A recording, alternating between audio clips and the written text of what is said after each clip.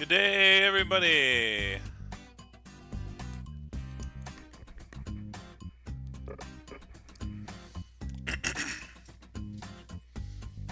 Alright.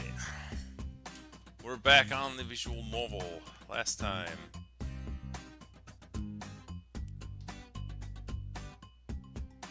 We woke up and it was 9:22. What happened last time anyway?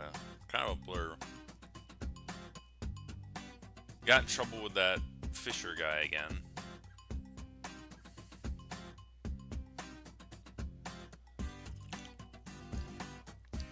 Apparently their granddad is weird. Anyways. Fuck's sake. Every damn day with this. Just like before the murder. Wake up from some shitty nightmare at exactly the same fucking time. Look at that ancient clock. I know who use like now you absolutely know it's the 2010 the early before the 2010s or right after 2010. When did I stop using that? I was actually a late dropper. Like I didn't get a smartphone until 2017, and I know I was using my bedroom clock up until then as the alarm. Because obviously the smartphone replaced that. But it was interesting because like I think I still have it in my uh, in the filing cabinet by my bed, and I was cleaning it out, and I'm like, oh, huh, you thought I was done with it, but no, 3 hours. That's all the sleep I got last night.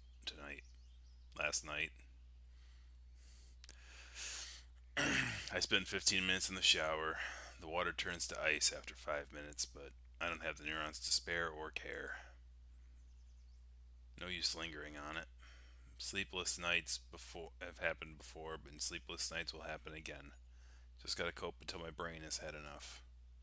For now, I force myself back to pace in front of the kettle, lest I nod off and yell at Andrew some more. Coffee's ready, toast is buttered. I smack myself a couple times across the face. Pull yourself together, Spencer. We got shit that needs to get done. I've sworn so much at the beginning of this video it's now demonetized. Thanks, game.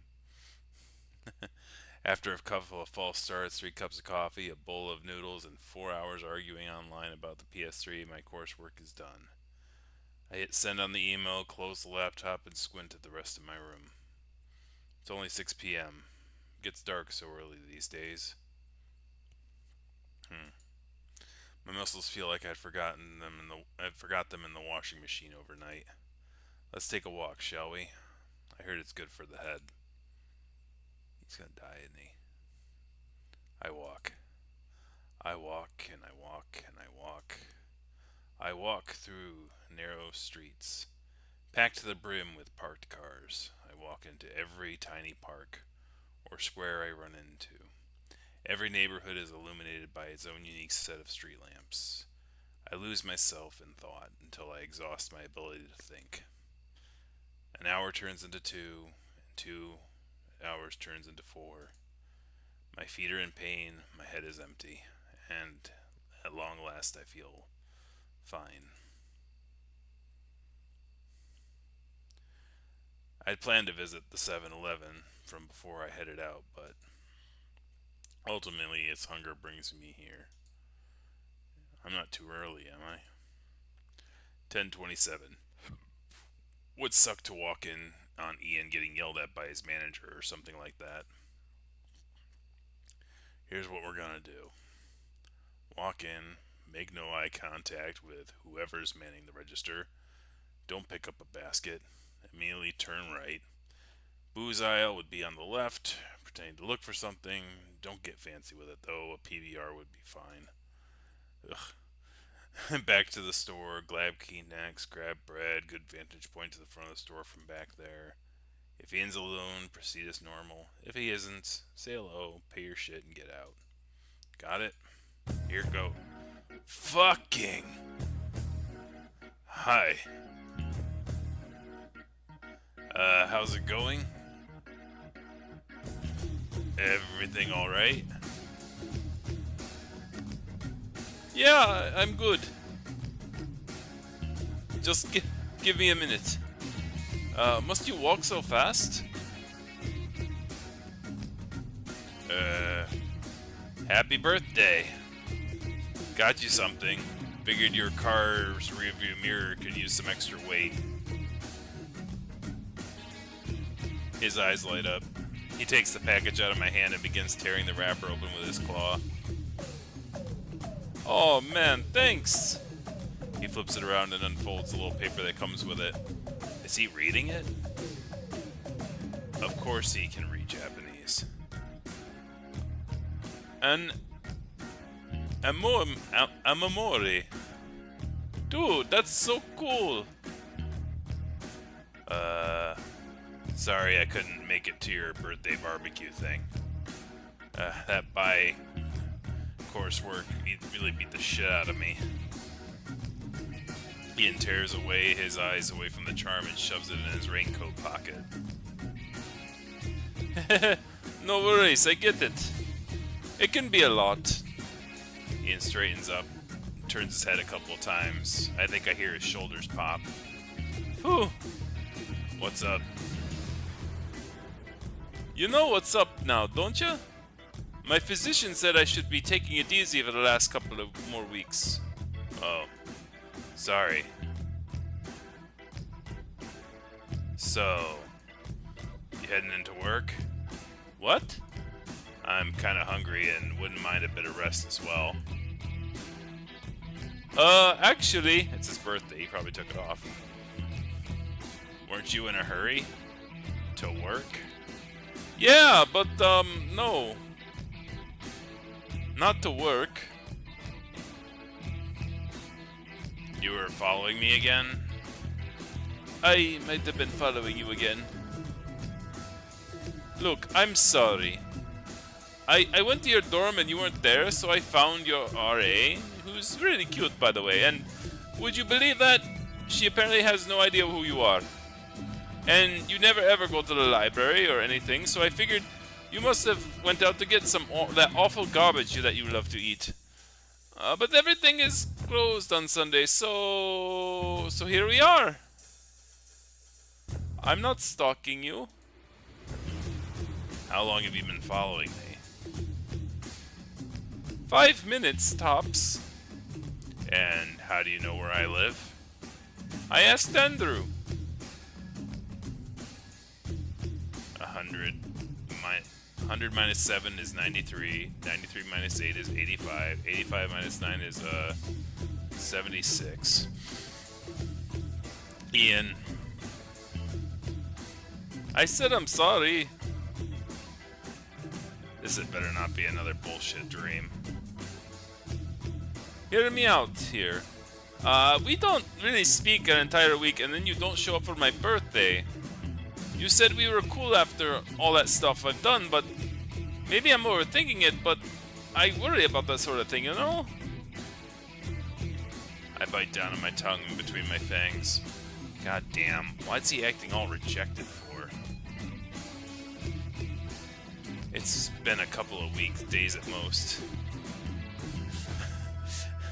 I mean, your convenience store clerk would know if your diet is garbage or not. Nah, dude, don't worry about it. It's cool. Unless you make a habit of stalking me, I guess. Know what? Let's go in.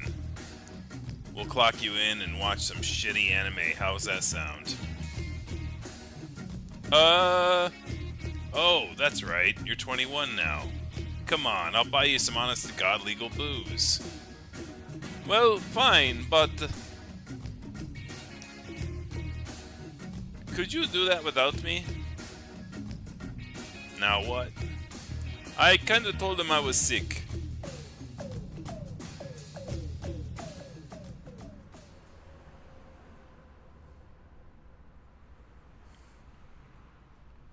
I knew it. He called in for his birthday, but he didn't have the courage to actually do it. We ended up at what Ian calls his secret hangout spot. His car is parked overhead on the roadside shoulder. We had to hop a fence and stumble through some bushes to climb down here. It's noisy and gusty. The wind is howling under one of the folding chairs we took down here. Chills my ass right through my pants. On the way, Ian excitedly gave me the primer to his spot. Primer to his spot. It's kind of shitty and kind of out of the way, and not even the homeless come here. An island of tranquility in an otherwise hectic town. We're a few minutes into episode 2 of Toradora, and I'm falling asleep. It's cold and dark, and I'm tired, and Ian needs to be reminded to turn his phone towards me so that I can watch it as well. My hands are in my armpits, and our shoulders are touching. I huddle closer to him and hope he doesn't get the wrong idea. The wronger idea.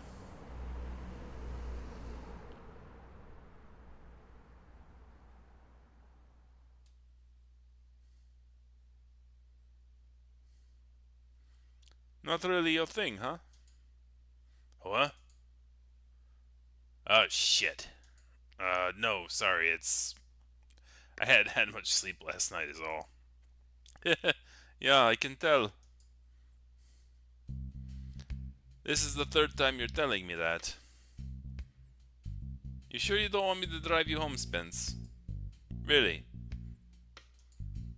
I'm serious, no hard feelings. No. I shut my eyes hard enough to see stars when I blinked them open. No way. I just lay in bed alone and feel sorry for myself until my brain got bored of the world spinning at 4 a.m. or whatever. So sick of it, you have no idea. There isn't an anime bad enough to even come close. Oh, jeez. Also, you say that, but maybe some other day, Ian. Please. I detached myself from him. The spot where our arms touched immediately turned to ice. Actually, I sniff a bit too loud. Let's take a break for a minute. My mind is fucking pea soup right now. Just talk to me. How's it going with you? Your party been alright? Oh, alright. It was great. West Brady, was it? Yeah. My dad and my uncle own a resort over there. Well, they own the resort. West Brady isn't a very big place. It's a shame you couldn't make it, by the way. I think you would have liked it. Yeah? Yeah. It was pretty low-key, no loud music or anything. We just ate and talked and went to sleep. And in the morning, there's a lake next to it. Lake Ackley, to the east of the cabins. At this time of year, if you get up early enough, you get to watch a real beautiful sunrise. Did you? Did I what? Watch it this year? Nah. My mom makes arrangements so that we can stay there every year for all of our birthdays. Don't let her know I said this, cause if usually all the cabins are fully booked, it must be a pain for her to get it done, but I'm kinda sick of it by now. Cabins. Huh. Oh yeah, it's, imagine a Boy Scout camp type thing. Does that make sense? Log cabins, fireplaces, and dirt paths in between. Except much more Jesus-y. My mom's kinda into that. I picked up my can of PBR from the asphalt. There's still some left at the bottom. Jesus-y. It's pretty bad. My cabin this year had 3 Mother Marys in it. Pretty sure there was only 2 last year. Yeah. You're right. That is pretty bad. I shut my eyes for another couple of seconds. It takes effort to get them open back up. Okay, what about... How was the party? Do anything special? Not really. All birthday parties in my family are exactly the same. Oh? Well, that's a little sad. Oh no, it's not like that at all. I like it that way. It's it's kind of samey with a bunch of birthdays a year, but it's not bad in a way, I guess. Like, it's comforting, you know? And my mom always makes my favorite pie. Pumpkin. Yup. How'd you know? You seem like a pumpkin kind of guy. Plus, I had a dream about it, apparently. Say, did you invite Andrew? Yeah, he comes every year. Why? Is there a cemetery nearby? Huh? Yeah? Have you been there before? Let's see. Toradora is about a high schooler that everyone hates because his face looks funny. One day, a female classmate assaults him for no reason. You mean batters, but... Then instead of calling the police or something, everyone just ignores it. The rationale is something that it can't be helped. She's just like that. Late at night, she breaks into his apartment and tries to straight up kill him. In response, he promises to be her slave until the day he dies. Well, that's a weird, messed up story. Ian's animes are similar to one another, but that was new information, wasn't it? I was sure as shit Edmund never watched this show before. What are the chances of my subconscious came up with that?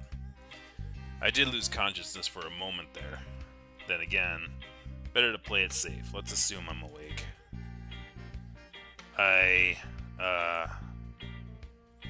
If I'm dreaming, then... Do you know if Andrew is any good at skipping stones? Oh! He's actually pretty good at it. There's a small pond right next to where he lives, and he and my brother used to hang out. My brother had been incredible at it, but Andrew is definitely a close second. Why do you ask?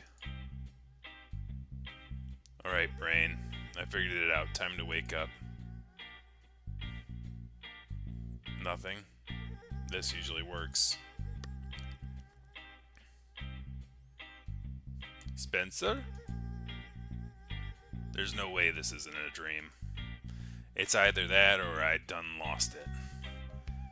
Have I been at Ian's party or have I not? What else did I do that totally didn't happen but actually secretly did? I might have to freak out. You alright? Ian. Yeah? I sharply pull air in and slowly breathe it back out. Cool your engine, Spencer. This could be real. You don't know it isn't real. You were about to assume everything's cool and dandy and normal and fine. You're going to open your mouth and you're going to be tactful. Like a detective. Law and Order. CSI. Do you think I'm a good kisser? No. Hypothetically speaking, I mean.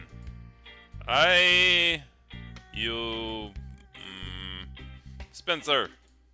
What the hell? You can't ask me that. But you can imagine it, right? No! Really? Yes! At all? At all! And you never thought about it? Well... No! Nice. Fantastic. We're good. Wake up. Please. Man, what's wrong with you? I can't freaking...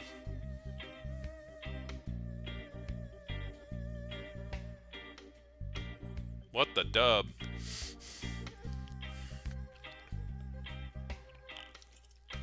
How's it going, Ellen? Yeah. Ellen's Orion. Want to hear something cool?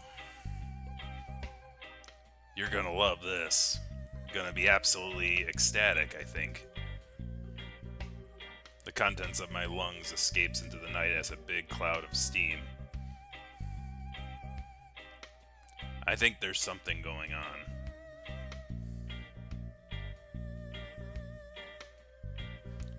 What is? You think I'm a poltergeist that was created in a lab accident in the Jefferson Building in 1971?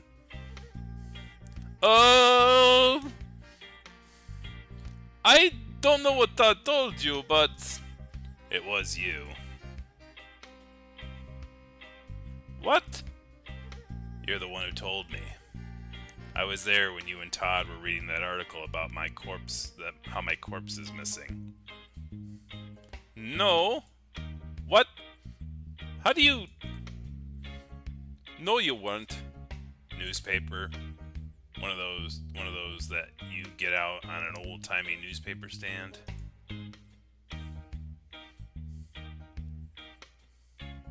Oh. The reggae music? Now, there was a copyright, flag on my last video. I didn't really look into it too much because it didn't impact anything because I don't make any money. But I wondered which song that they used was violating that.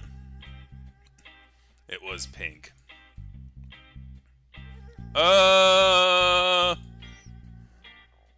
Whoop, time to change approach. Pinky promise I won't kill you. No, that was probably not the right thing to say. Please don't run away. I'm holding your lawn chairs hostage. Who am I speaking to? Huh. Spencer Swain. College student, 22, single, I think. What year is it? It's 1:06 a.m. Monday now. 18th of October, 2010. Ah, there we go! Finally, 3 episodes in, we get a precise date. Though Rowan did say it was 2010, so...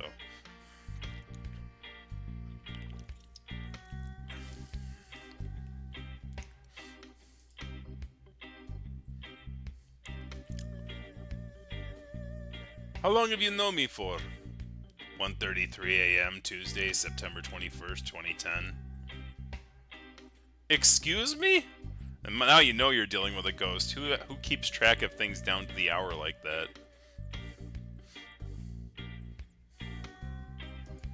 Sorry, that was roughly 2 weeks after orientation.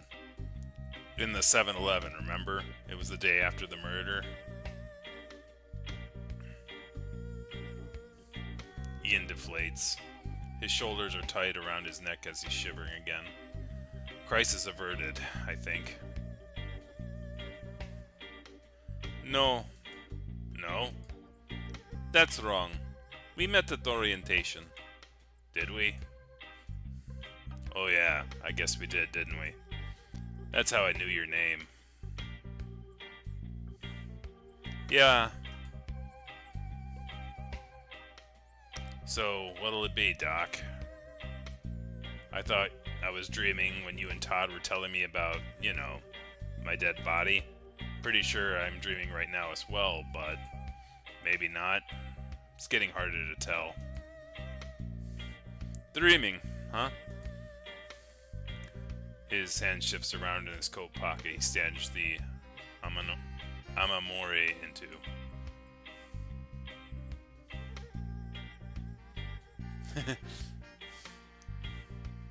Yes, do the algorithm stuff.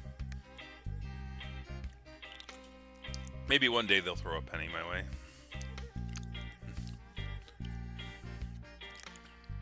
Hate to break it to you, Spencer. You're dead. Figured you'd say that. I can prove it. You can. No way around it. If you've started dreaming, then it took me a while to realize it myself, but part of me had hoped you'd figure it out on your own. It's so obvious, but it's just that you don't really speak to anyone unless spoken to. And I don't blame you, alright? It's hard to be dead, I think. And how do you even bring something like this up? What's up? We spoke for 2 hours at orientation. Oh, uh, I'm sorry. I guess I forgot. I hadn't been sleeping well for a long time.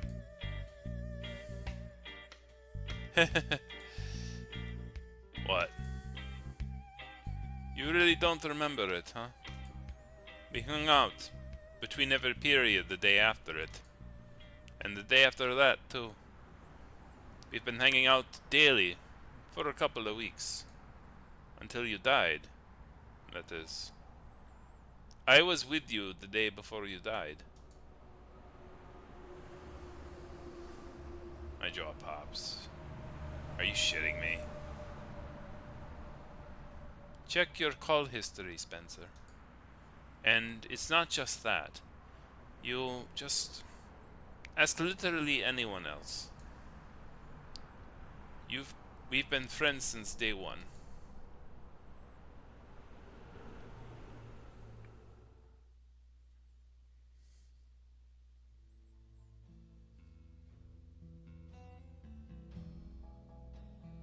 Am I dead? I think I might be dead. Or stuck in a nightmare I can't wake up from. Or possibly I've gone flat out insane. Hey Spencer, been a while. Is that an Amamori? Dude, that's so cool.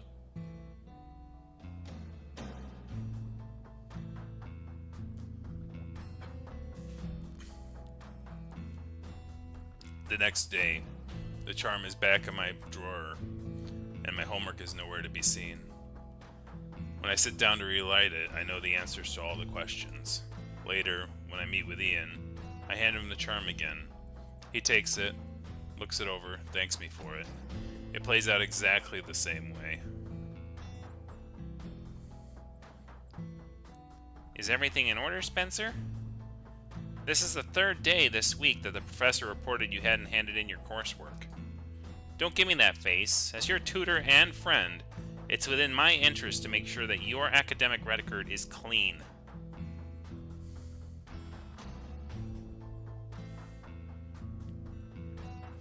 Days go by. They're completely normal, if not for Ian getting increasingly more surprised to see me each morning. I give him the charm, he thanks me for it. It's back in my drawer the next day.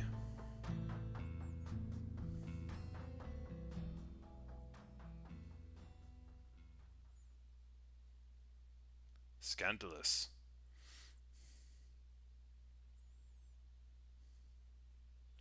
It's October, it can't be that warm out. Come on.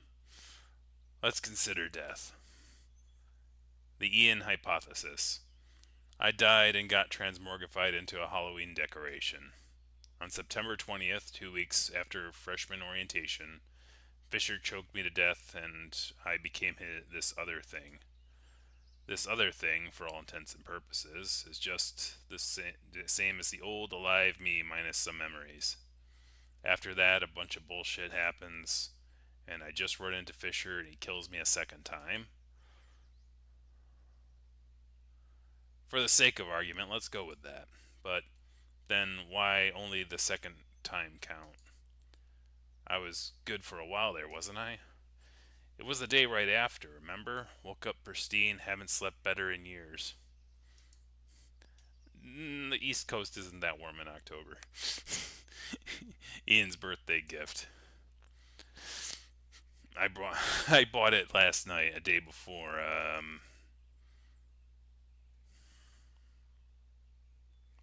A day before I dreamt that to have met Fisher in that bomb shelter. Then again, I'm kind of crazy. I'm kind of a little crazy because I usually wear clothes like I usually don't wear shorts and stuff like that. So I'm used to just wearing clothes, even if it is like oppressively warm out. That's the last time I was alive or awake or sane. He must have done something because after that, it's like I didn't even exist. No, I've been to the I've been to Carolinas because I know somebody who lives there and spent time there. Not too much, but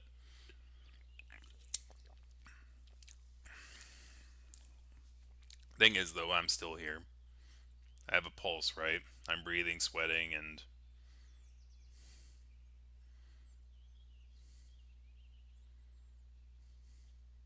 just doesn't feel like death, you know? No wings, no choirs, no fire. It's all very undeathful, is what I'm saying. But then, what else could it be? Is it a Groundhog Day thing? Nah, time goes on. I mean, Majora's Mask came out like a few years ago. It could be that. Only no moon. It goes on without me, but it does go. That's not how the movie went. Truman Show? Can't imagine the ratings are any good. Alright, different thread. What was I doing before the murder? The September 20th one. The one that we all agree was real. I don't remember speaking to Ian, that's for sure. Not during orientation, and not any of those other times my phone chimes that I'd spoken to him.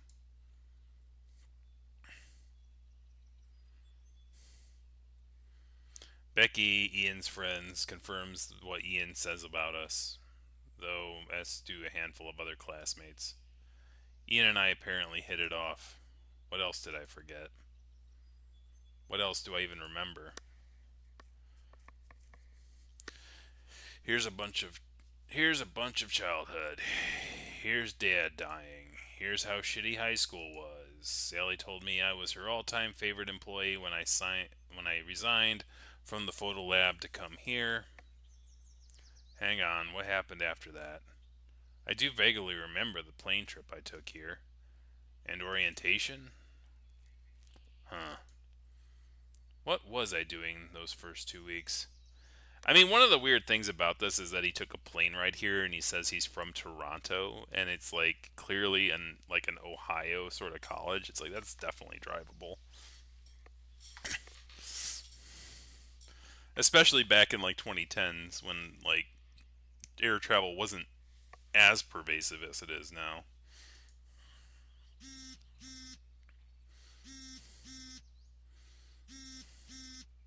Shit.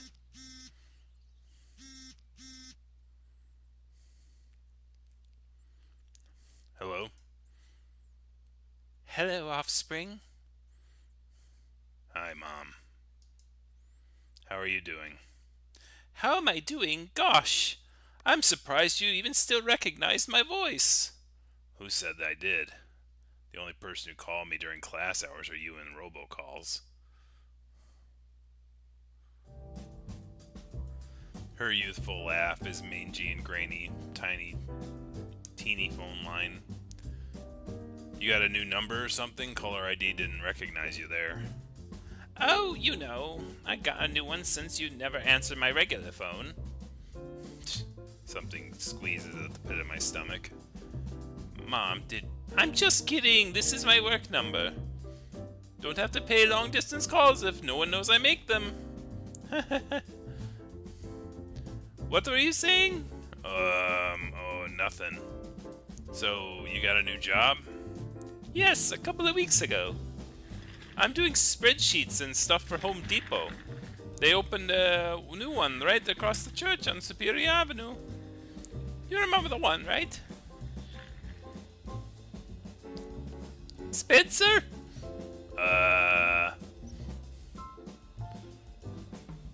Yeah. Like, that is kind of a weird thing to call your child. Like, I'm not interrupting anything, am I?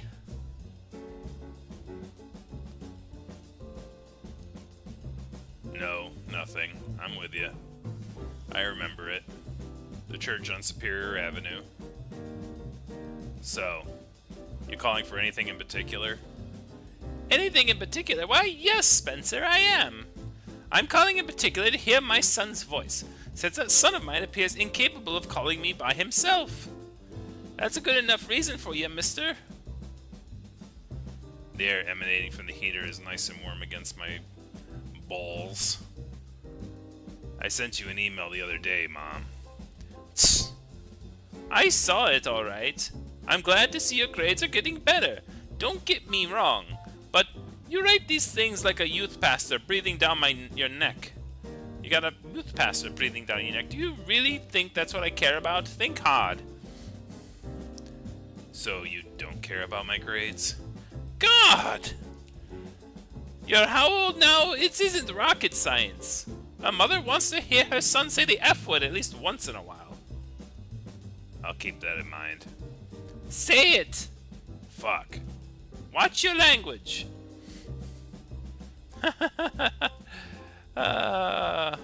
Feels like a giant squeezing my heart. Thanks, Mom. For what? For that. Well, you're welcome. Did you get a new boyfriend yet? Thanks, Mom.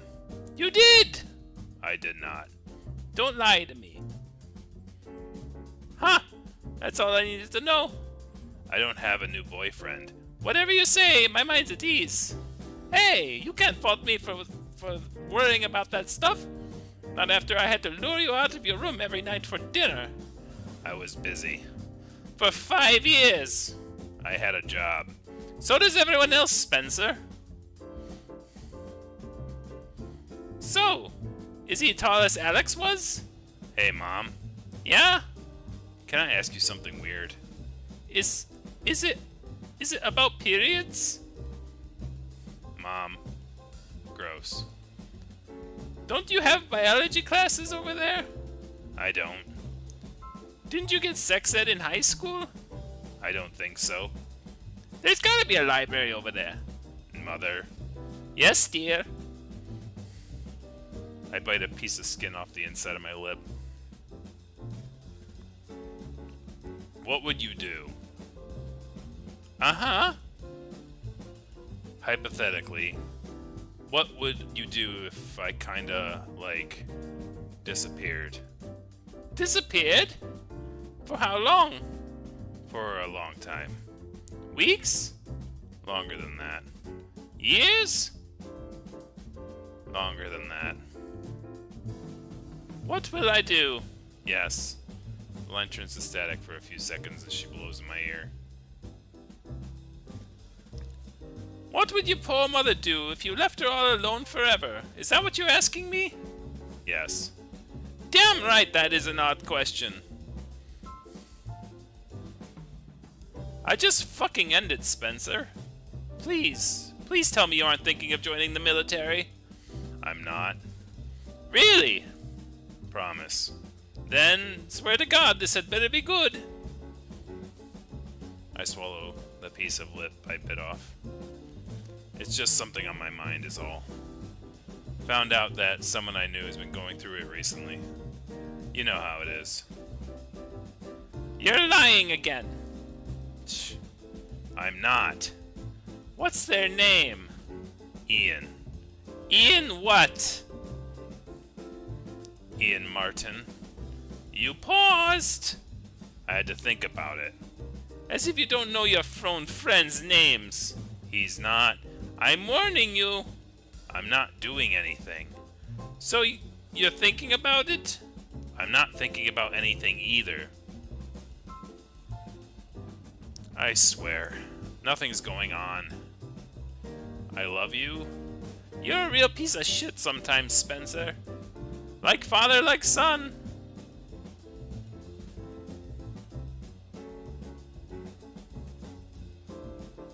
Christ.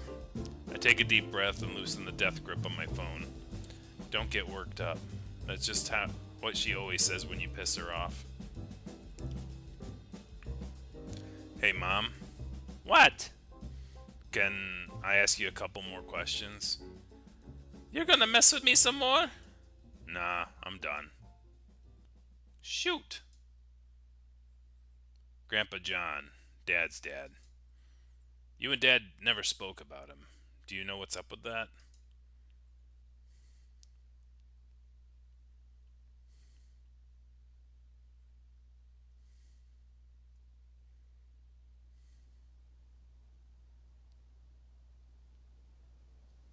That's a long pause. Andrew smacks down the paper he has his design printed on moments before it flies off the table. Not even the boulder he's placed it on is able to hold it in place. They tell me the pumpkin carving fair has always held indoors. This year, though, they decided to try something different. It's been raining so rarely this year, so must have told themselves it's a nice sunny day, they reassured one another. I pop the collar of my coat like a douchebag before the wind blows the fur clean off my neck. Ian shoots me a smirk but says nothing. Like he was one to tell me how to dress.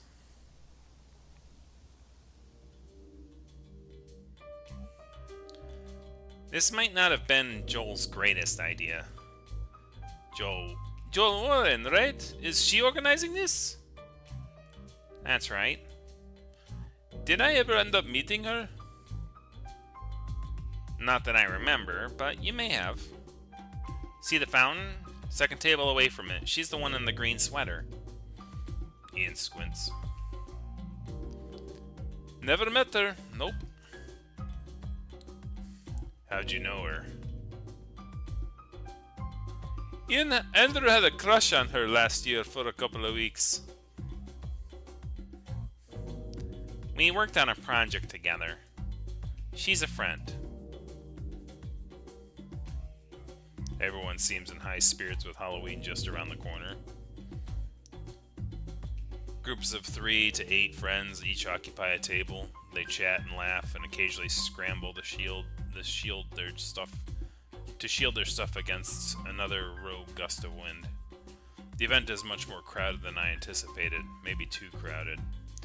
Even though I managed to secure a table on the periphery by getting here way before it starts, 2 of the neighboring tables seem to have drifted dangerously within earshot. Whatever.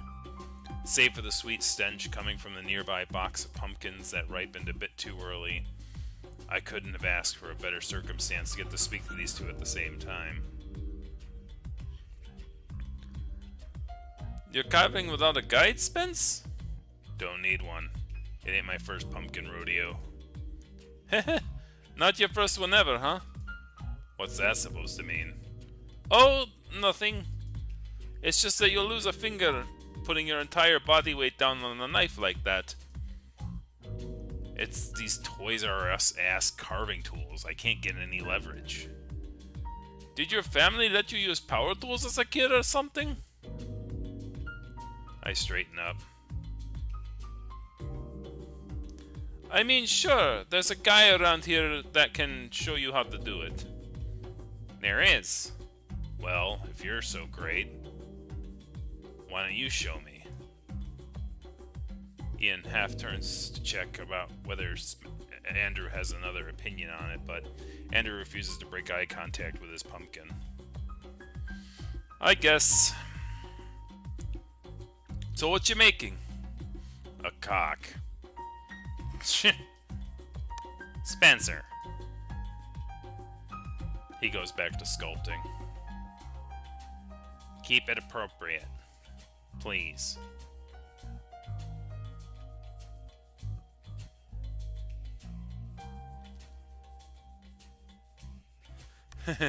They stopped giving kids real tools in the 80s. I know, like, so I don't know when they were developed, but it's those like little pumpkin handle knives with like the dull point with the serrated edges, right?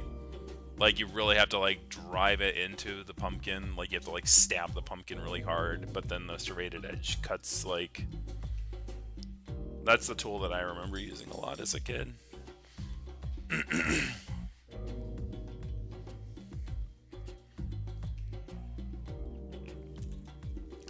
Eventually, the conversation falls silent while we each concentrate on our respective project. This is nice, comfortable. Almost like having friends again. Almost like nothing weird's going on. This is not why I'm here. I feel like a fucking mess. Pray to God everyone's too occupied to notice. My heart is racing. The tiny saw in my hand keeps slipping off my pumpkin because my hand won't stop shaking. And for what? It's not like any of this matters. If I screw up today, then by tomorrow, everyone have already forgotten about that, right? There's no risk here, no consequences. Yes, the completely useless and dangerous knives.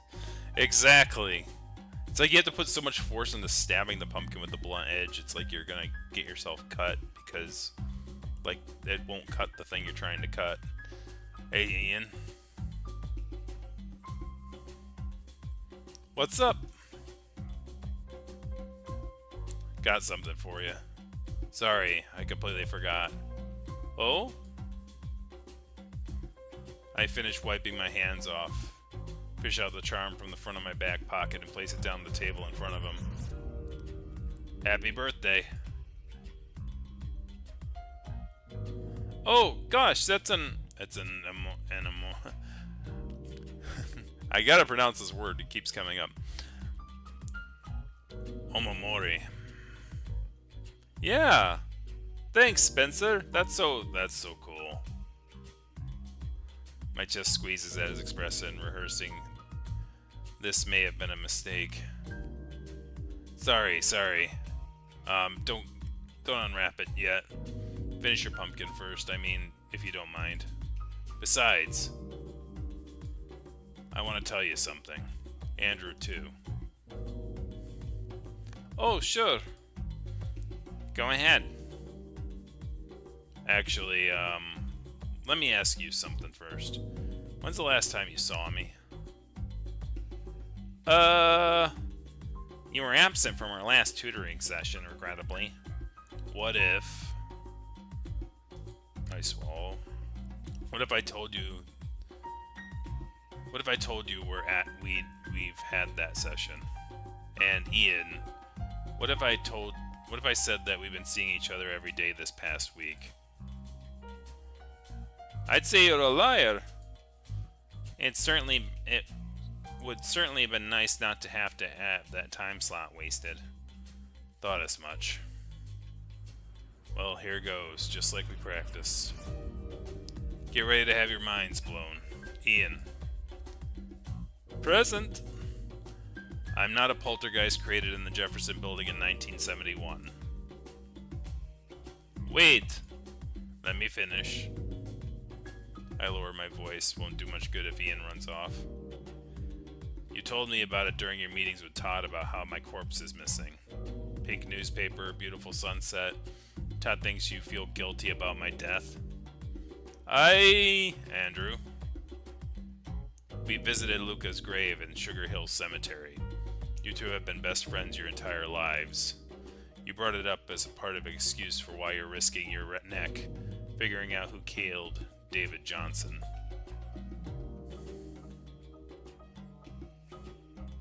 Right. No, sorry, that was wrong voice. Right. Happy Halloween, Spencer. Please don't tell me you got in contact with our parents just for this. Nope. I was there during Ian's birthday party. Used up all the hot water in the cabin with Kurt, where you've been going over all the shit he stole. And Ian, I've slept in your room. It contains no less than 3 Mother Marys. You told me the last time that there were only 2. Andrew. Not convinced yet? 3 of you have spent your childhood skipping stones in the pond behind Andrew's house. How about that? Are you impressed? Well, Andrew's fingers drum on his pumpkin as he takes a moment to think. Well, you got me. I'm impressed. I admit, I must not have underestimated how transparent our affairs are. He shoots a quick glance at Ian. In either case, is it possibly your way of saying you're finally willing to help with Kurt and my project? Andrew, that's quite a creative performance you put up. Some serious deduction work. Andy, please don't call me that. We should leave. Should we? How come? This isn't Spencer was speaking to. Pardon? Pardon? Deep breath. I have prepared for this. So far, so good. I'm not going to do anything to either of you, Ian. If I was your poltergeist, I wouldn't be standing in broad daylight with 100 people around now, would I? That's not how those guys do. In fact, how about this? Right now is year 2010. I am Spencer Swain, college student, age 22, single. You know, as opposed to any other kind of dead schmuck. Am I possibly missing some context here? Don't move. Every morning I wake up, everyone behaves that I wasn't there the previous day. And everything I've done throughout the day kind of like goes back to how it was before I'd done it. That's the gist of it. That's the context. Sorry it sounds stupid.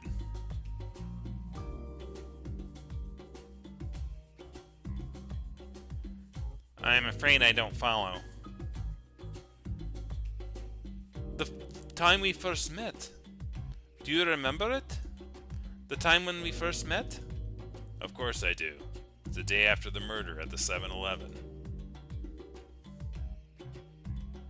That's wrong.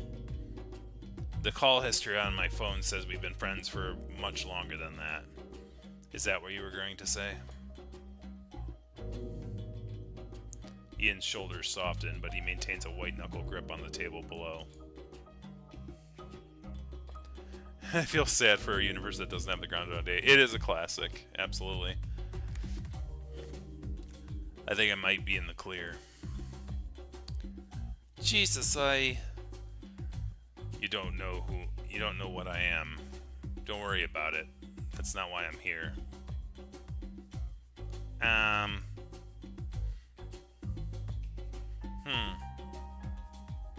It takes some effort to maintain a neutral expression. I've never seen Andrew like this.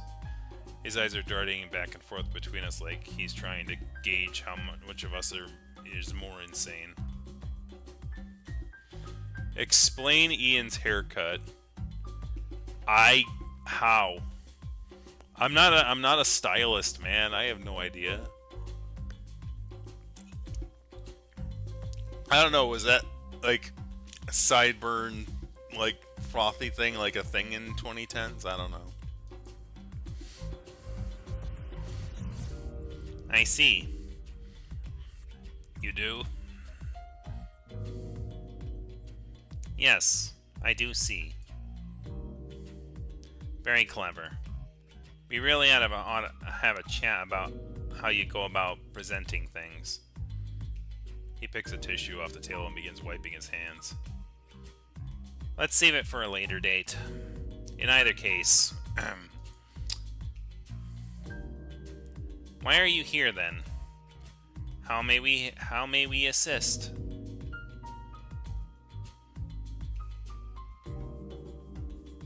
Beatles retrograde haircut. Yes, that must be it.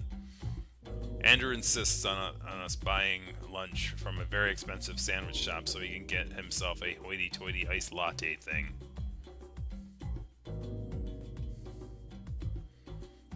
Closer to 60s. Yeah, I would agree. I mean, he is like, what, he's 20, he's just turned 21, and his mom was like very old school religious, so it might be just like the cut his mama gave him and he's just not moved on yet.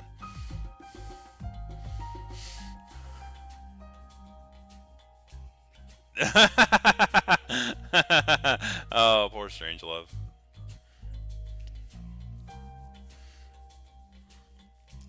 We walk side by side with him in the middle. Each of us has a sandwich in one hand and a cup in the other.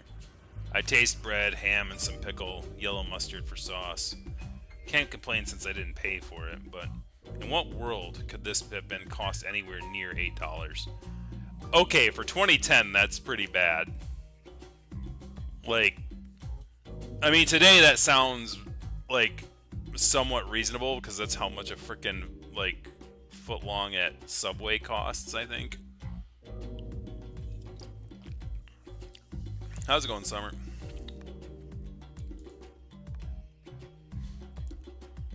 At this point, I got a pretty good grasp on how things went down.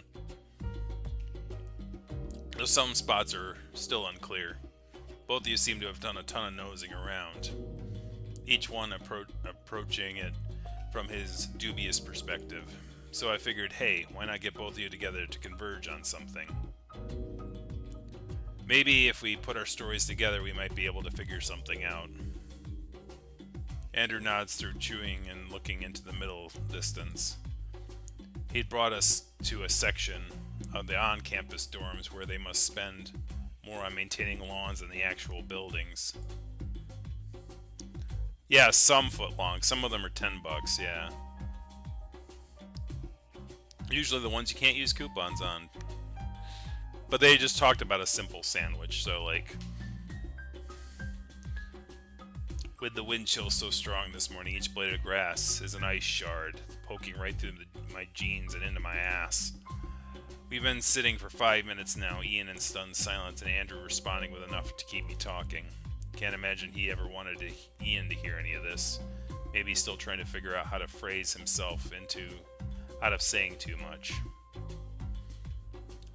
You started watching the cameras in the Jefferson building on January 2009, right? He swallows. It was February, right around the first wave of the midterms. That's when we were asked to start monitoring both entrances of that basement. Security stopped showing up in the building a few days after that. We were... by who? If I remember correctly, Professor Reed took us aside and proposed that we volunteer. And you just accepted it? I did. It generally is a good idea to have a good standing with your supervisors. What did you get out of it? None of us were received any bonuses for it, if that's what you're asking. I didn't think anything of it at the time, of course. It's part of my job to deal with the miscellaneous. None of us. Who is this us? As mentioned, Professor Reed was also involved. Who else? Just us. Did Reed look at the monitors? His nose wrinkles up as he goes in for a big bite.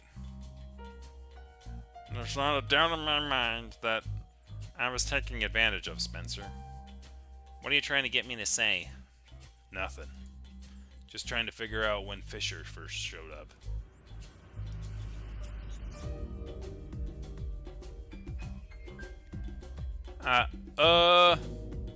Careful with that name. Hold on. Who? Nelson Fisher. I lower my voice for Andrew's sake. Voldemort, Beetlejuice. That's your ghost. That's the one that killed me? Oh! He killed you? That's the speaker that had gone down missing the day of the murder. You were busy discovering my corpse at the time. Was that it? I motioned with my coffee to Andrew to continue. Mr. Fisher was introduced to us in late February, if memory serves. Sad to say, it wasn't the greatest experience. Professor Reed and I have always had a rather rocky relationship.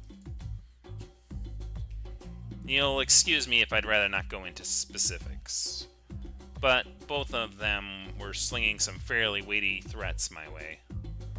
It was an inconvenience, but being forced to work a few extra hours each day was unquestionably outweighed the notion of going against their wills. You understand, do you not? More than you know. You neglected to mention that part last time, Andrew. Ian. Yeah? Anything interesting happened mid-February last year? What kind of thing? You know, the kind of thing. Oh! Nothing. Don't mind me. Well, no, I mean, actually nothing. Complete silence. That's what makes it unusual. You remember it, right? Andrew nods, though a dainty little sip of his faux frappuccino. Lloyd versus Gray, the Opera House fire, and the shooting on Murphy Avenue. Those all happened within the span of a week. My group has been keeping watch, you know. There isn't any press about it anymore. No suspects, no leads. No nothing ever since. Not to mention the car accidents. Remember the wear your seatbelt ads you get on TV? Ultimately, there had only been a couple of fatalities, but according to a record we found, car accidents more than tripled in 2008. Well, mine happened in 2009, but you know, whatever. Tripled. And then just before Christmas, it all stopped. Just kind of like went away. I don't remember there ever being less eventful year of my entire life. Up until the murder, anyway. You with me? I'm with you. Well, yes, that's all true. Of course it is.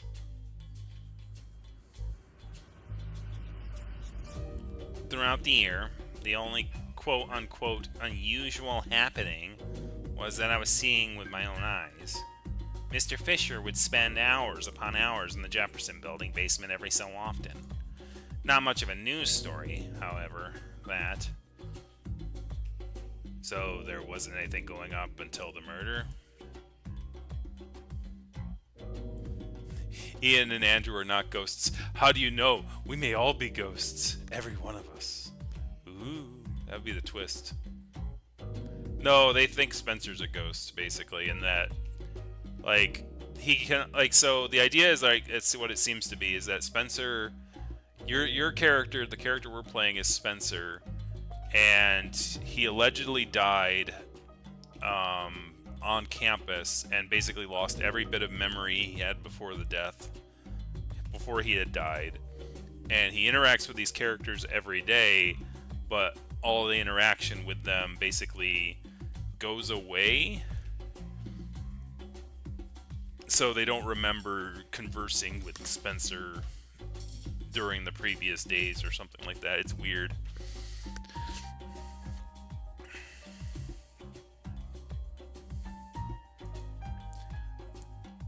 One thing did change before that academic year started. You began joining Mr. Fisher. He motions his head toward Ian while Ian was wiping sauce from a piece of wrapping paper. Such a miracle Andrew rationalized all this weird shit in just the right way. In his shoes, I would have gotten frustrated with Ian's paranormal stuff and changed the subject or something. He did not have to give either of us the benefit of the doubt. Come to think of it, here is a puzzle that we might be able to solve all together. I believe you two have touched on it earlier. You have met on the first day of the semester, haven't you? Yeah. It was also when I first met you, Spencer. In person, I mean. Naturally, brief as it were. So far, so good? Yes, I think so. Grand. I don't think you took notice, but I have been quite surprised to see, you, Spencer. You see, mere moments beforehand, I had watched you walk into the basement. Whenever either you or Mr. Fisher did so, it was quite long until you emerged, so I took the opportunity to attend the freshman orientation. Get to know everyone, welcome you all to the Institute. You left your post. You certainly gotten confident in throwing stones around your glass house. Yes, I left without telling anyone. In so many words. In either case, there you were, making a mess of the refreshments table. This may very well not be important, but for the sake of being thorough, did you happen to see, since you were there at the same time as them, Did you happen to run into... Please give me a moment. He shuts his eyes for a moment, puzzling how to phrase it. Have you seen Professor Reed or Mr. Fisher or anyone else that's relevant? Afraid not. Ah. That's a shame. No surprises there. How come? He's got the memory thing going on. The memory thing? He doesn't remember anything before the murder.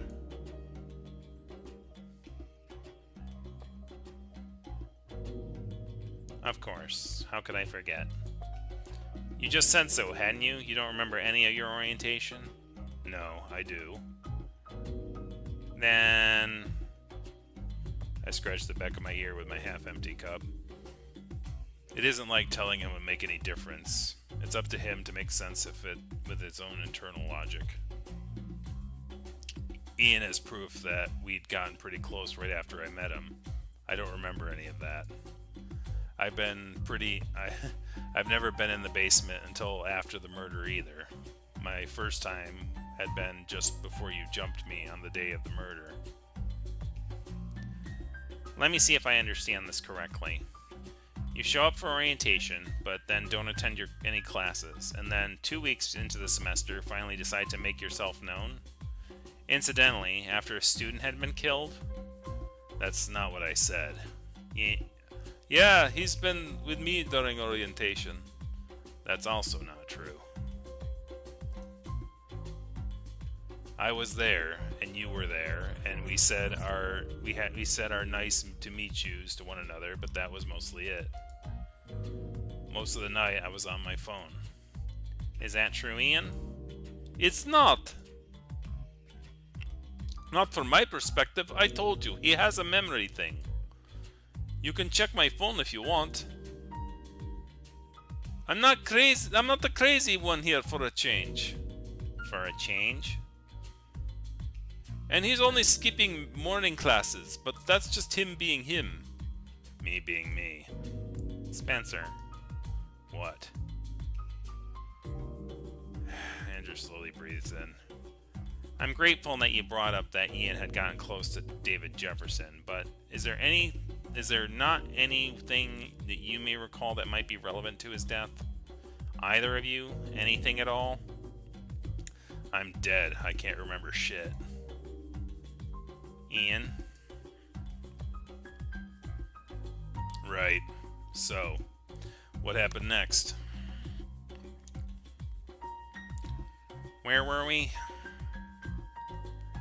Why'd you leave your post? Ah, that's right. A new face showed up that evening. Kurt Abrams.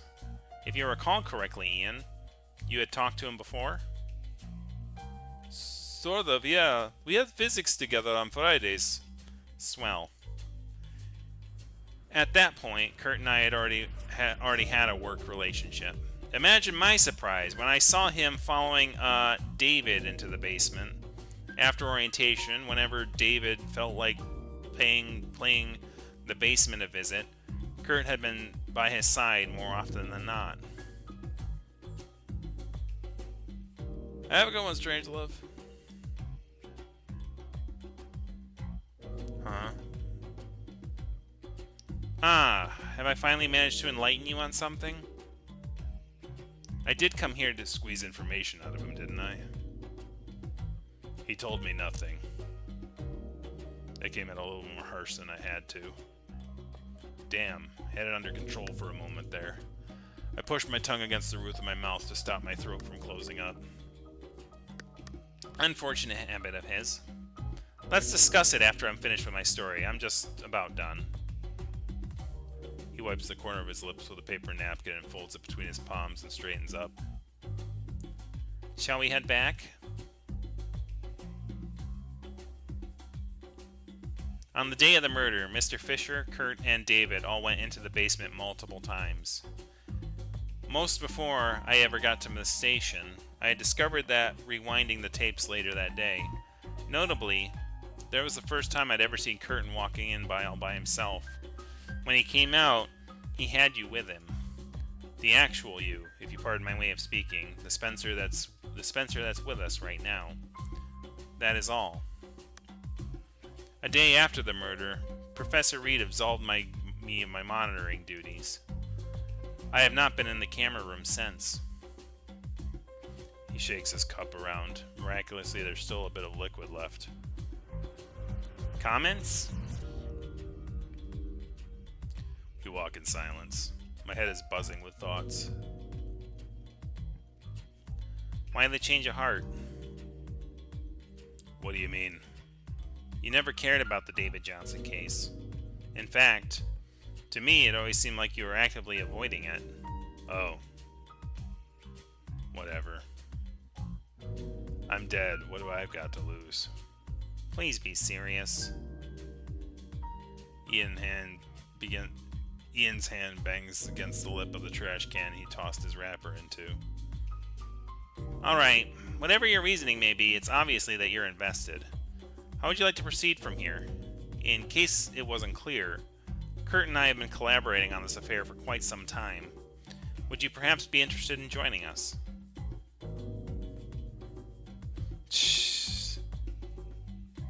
Join you? Allow me to ask in a different way. You had orchestrated a little demonstration for Ian and I believe that you had gotten whatever you wanted out of it. What are the next steps? What are your plans? My plan? Speak to Kurt, perhaps? I'll speak to Kurt. And afterwards? Try to find relevant articles online?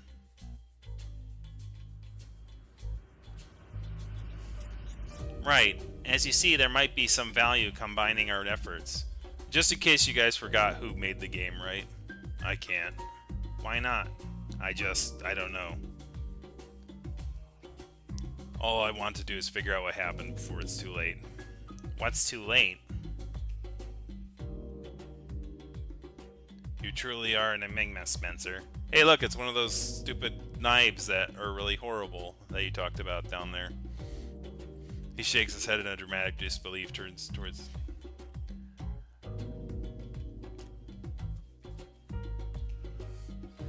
I loathe that you heard things that you had heard the things you'd heard today, Ian, and I truly regret that you had been involved in all. However, since it became clear that you have been close to the victim, perhaps you would be willing to answer a couple of questions? Sorry, Andrew. No can do. Why not? It's because you won't believe him. I guess it's a bit too much. Regrettable, but I understand. Sorry. He turns back to me. This may be part of wishful thinking, Spencer, but I like to know that my offer does not expire. We need all the help we can get, and you have demonstrated that you are able. Do rendezvous with Kurt, by all means. I will be passing him everything that had been revealed today. And do attempt to be more trusting with him than you are with me. He's the most invested in the case between us, and he has the most knowledge. He is your most realistic chance to get whatever goal you're trying to achieve.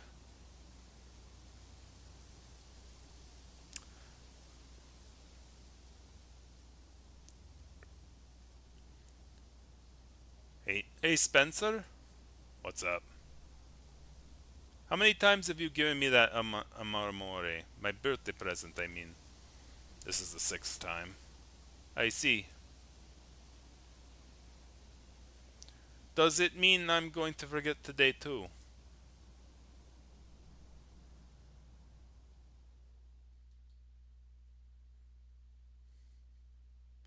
Thinking of how easy it puts an extra pound of pressure on my clenched jaw. I'm a goddamn moron, aren't I? Andrew barely even needed to prod to spill it all out. He was happy that I wanted to know. Could have asked him a month ago, when I was still alive. The weight of my fists gives me a good stride. I'm sweating inside my jacket.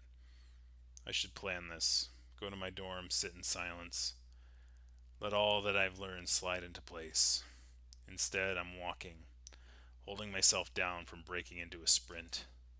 The cold air had long since dried out my nose and is now burning the top of my throat. This is a mistake. I swallow fruitlessly. Yeah, I mean, might as well save.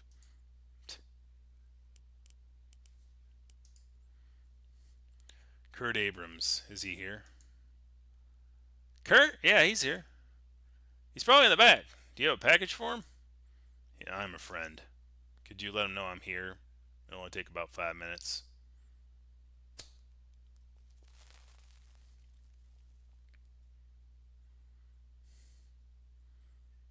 Hey.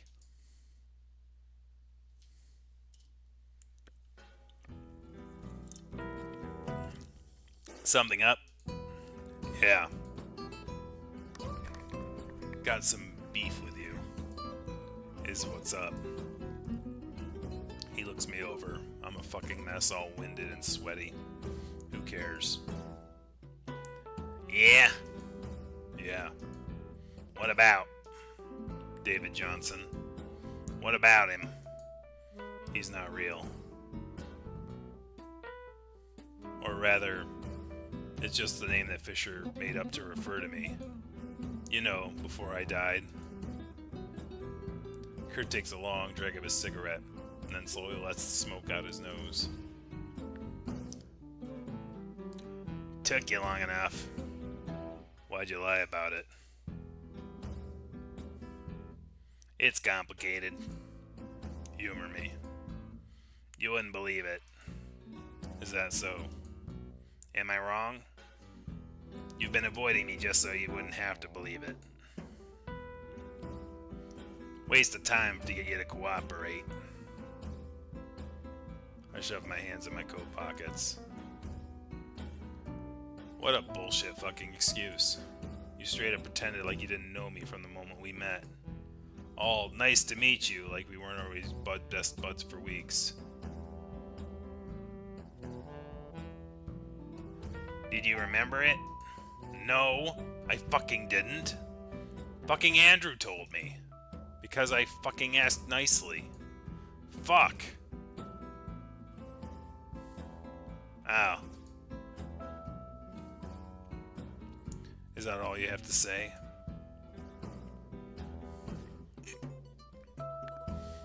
He brings the cigarette up to his nose and pretends to study the ash. I've been expecting this moment for a real long time, you know. That you walked up and demanded to know all this shit. Had a lot of time to think about it. On what I'd tell you and how you'd react. Have a bunch of real clever banter stored up for the occasion. But you know what? Forget it. I don't have to bullshit up an excuse. You don't want to hear it to begin with. What's that supposed to mean? You just didn't feel like it or something? It is what it is, you asshole. Did you drag me into the bomb shelter just for kicks as well? What about when you lied to my face about Fisher's bullshit newspaper story? You were trying to get me on board with solving my own fucking murder. Are you serious? Didn't want to hear it my ass.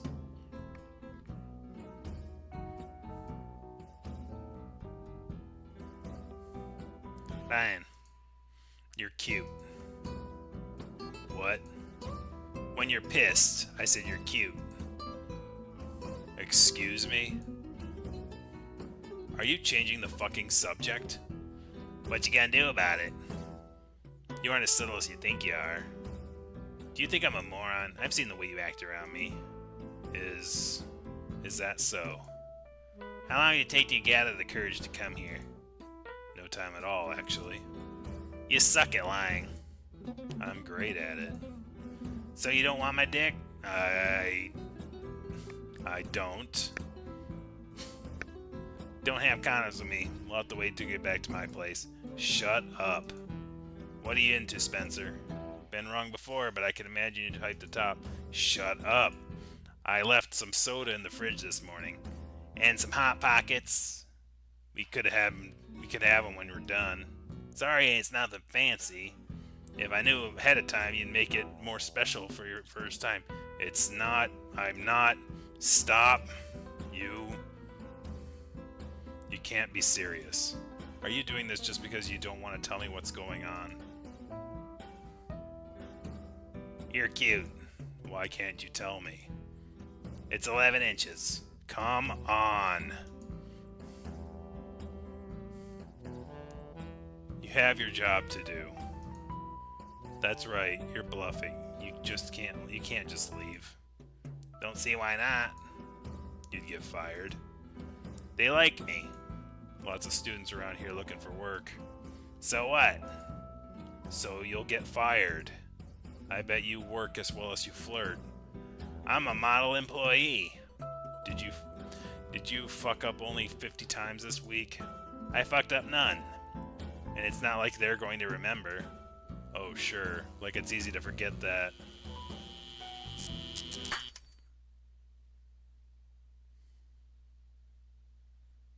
Wait. What was that? What did you just say? That I... Ah, shit. They won't remember because they have a lot of employees here. It's a slow day. They don't care.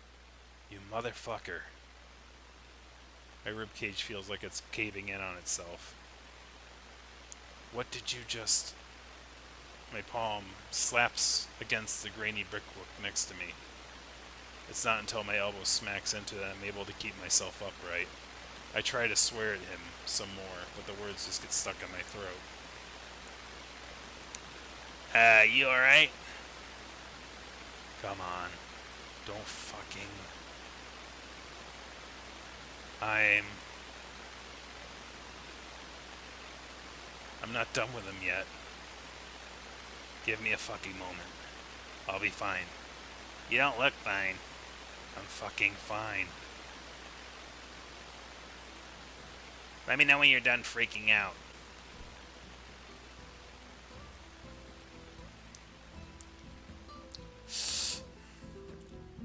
Christ. Tell me this, Kurt. Yeah? What the fuck is going on? Figured you'd be this way. I made a promise not to tell you about David Johnson. That's all there is to it. Can't blame me for not giving it an effort. Promised who? Promised you. Wouldn't sit in that spot. Shut up.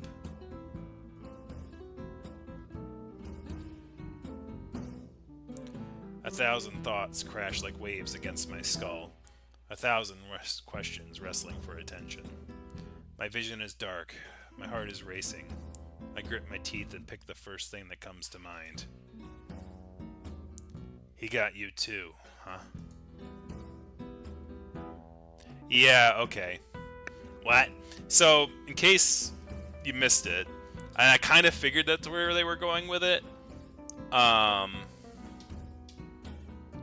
He said they wouldn't so I don't know if any of you picked up on it, so I'm gonna kind of explain it a little bit.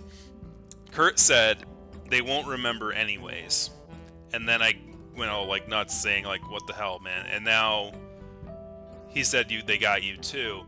So to me that sounds like Spencer isn't the only one that got killed. Kurt also died or was killed. And it would make sense because thematically, right, both you and Kurt went through the underground, like, abandoned thing at the beginning of the story. So it would make sense thematically that both you and Kurt died.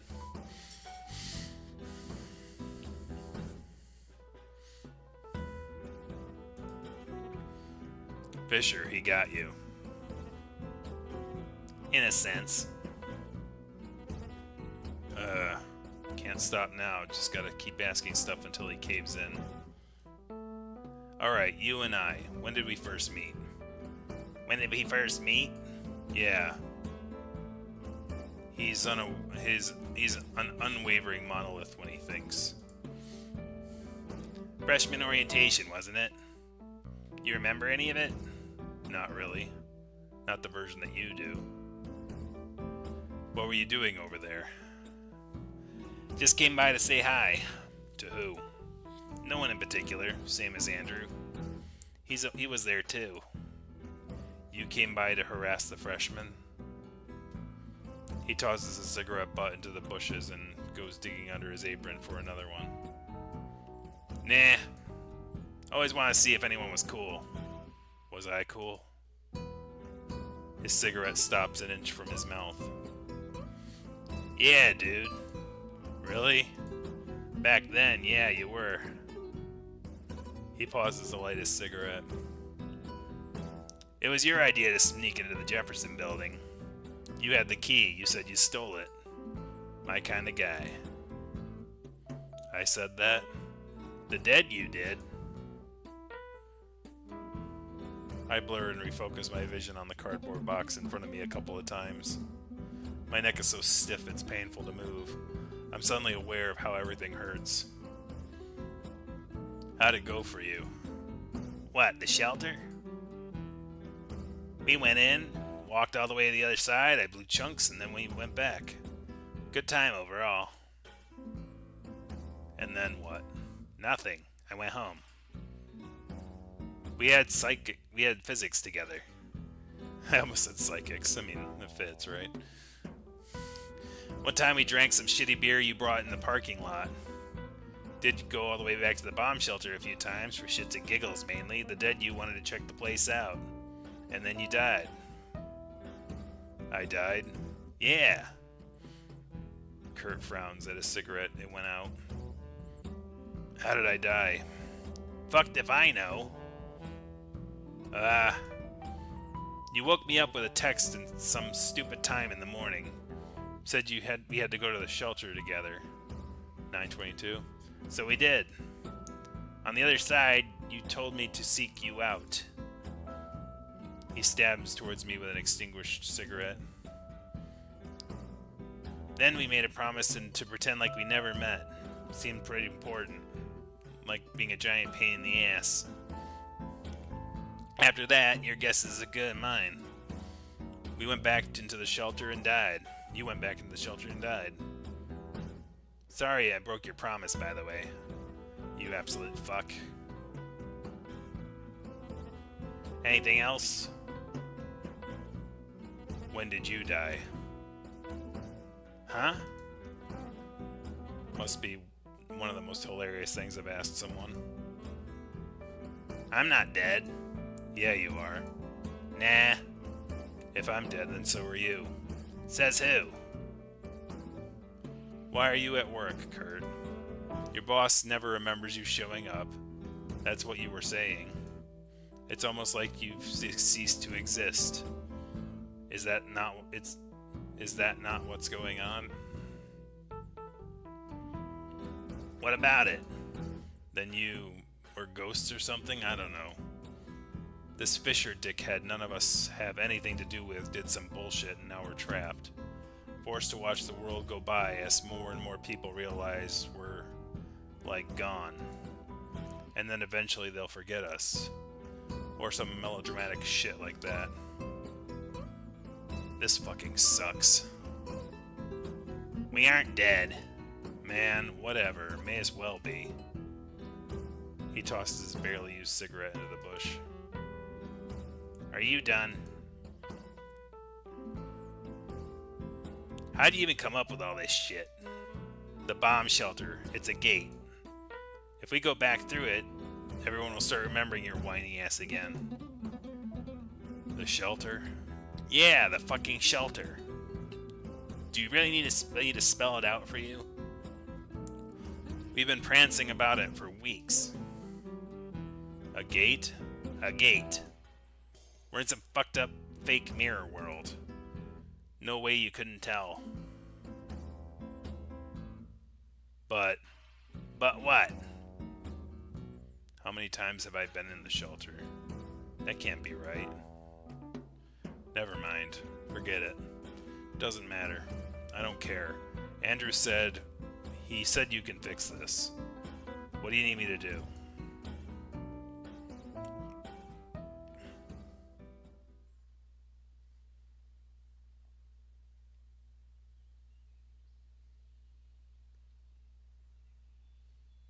There's a Dairy Queen on the corner of Pine and Linden, and behind that there's a parking lot. The parking lot is special. It's on a hill, and it just so happens that if you squint, you're just barely able to make out the entrance to the bomb shelter. It's a shame I never learned from my mistakes, arriving early once again. Without any benches or anything, really, I'm forced to come up with a story. My car broke down and I'm waiting for the tow truck. That's what I'll tell them. The hypothetical person who will confront me about pacing around the parking lot for a half an hour. God, this fucking headache. I dare to sneak at the 102nd peak towards the north. As expected, the bomb shelter didn't disappear between now and the first 100. The 101st. Still, a bland concrete tube jutting out from behind the trees. One blurry guard on his phone, while the other, if I had to guess, had his earphones in. An odd sense of nostalgia pervades the back of my mind. The shelter seemed so innocuous back when I first met Kurt. All I wanted was to sneak into school, as good students does. Back then, the stakes were merely the $20 I have in my wallet, and had I been lucky, my ass. It's 8:46. Hey, you're late. Neither of us offer any pleasantries. Last time he messaged me was 5 a.m. I did not sleep a minute tonight, and I don't think he did either. Kurt's plan is absolutely bonkers, but I can't afford to question anything any longer. It's nothing complicated, I tell him. He insists to go over it one last time. On my signal, we splint to the shelter. The guards will have already dealt with once we're there. The door has a padlock on it and an aftermarket keypad. You yell if some bullshit comes up. Once I'm done with the fucking door and it opens, we wait for another signal. Whatever that may be. And then we go in. We get no second chances. If you go off and to do some of your own shit, we die. You die. For real. Whatever, Mom. How's your nausea doing? Ate anything? Nah. Man, no way. Even if I wanted to, I couldn't be able to keep it down. Well, do your best. Things are about to get real fucky. My stomach cramps in anticipation. How fucky? Unbelievably fucky. The fuckiest. You're going to hate it so much. Hey, by the way. Kurt cranes his neck to look past the cars. Can you tell what's going on in the shelter right now? Huh? Describe it to me. Just do it. I squint towards the shelter. Fuck. My neck feels like it's in a vice.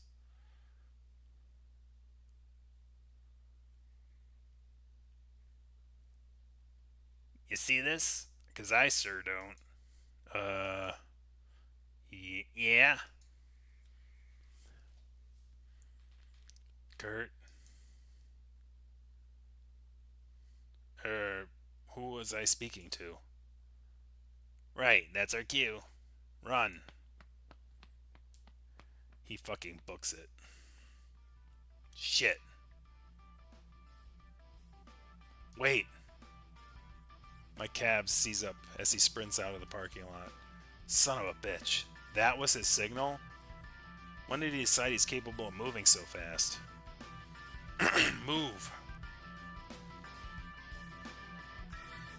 I stumble, twist, and smack my knuckles against the car. A shockwave of pain radiates through my nervous system. Suddenly, I'm moving. The silhouettes of parked cars move one by one past my line of sight. Then a fence, and then the Dairy Queen sign. I'm on the street. The route. What was the route? I came here a whole ass hour early just to memorize where the fuck I should go. Someone turns a corner somewhere in the distance. I start towards whatever that is. In Koreans towards the end. Don't blame.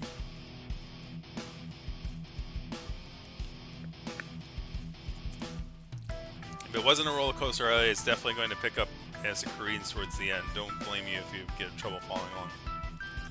Pray to God that was Kurt. I sprint towards what feels like hours past the school's fence. My lungs are burning and it feels like I've burned another hole in my throat. The buildings. I was supposed to be on the other side here. I jump into the road. Some fucker honks at me once my feet hit the sidewalk again. There's a playground. It smells like piss. I made it.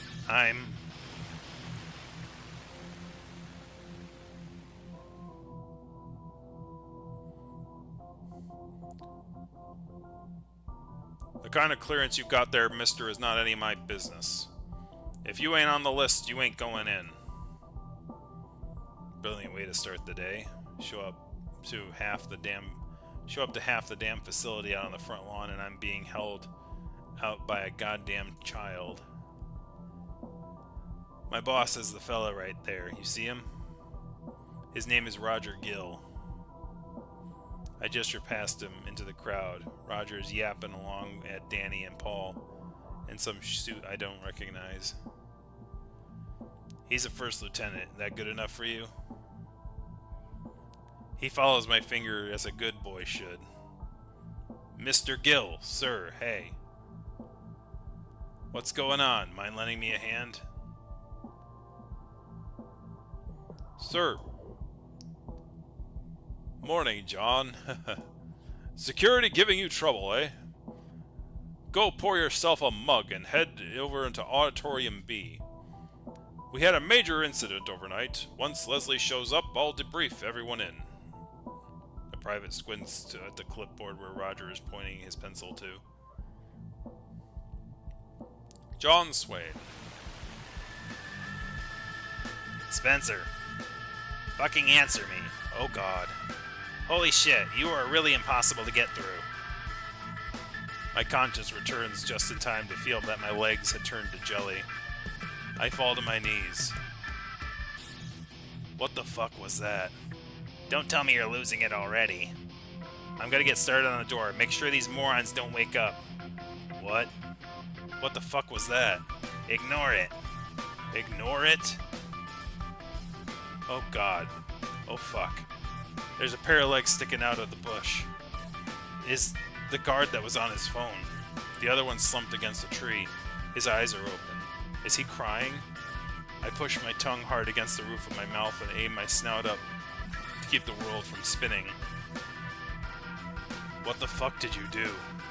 Payback. You know what? Why don't you ask me again in a couple of minutes?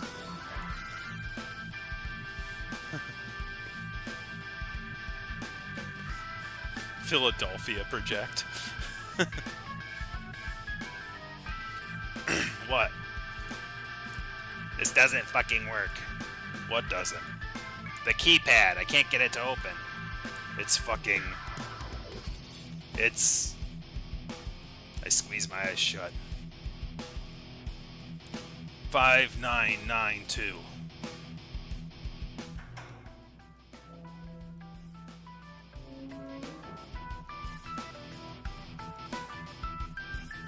Really would have liked to know that before we got here. Whatever. Remember, I go in, you stay here. Right.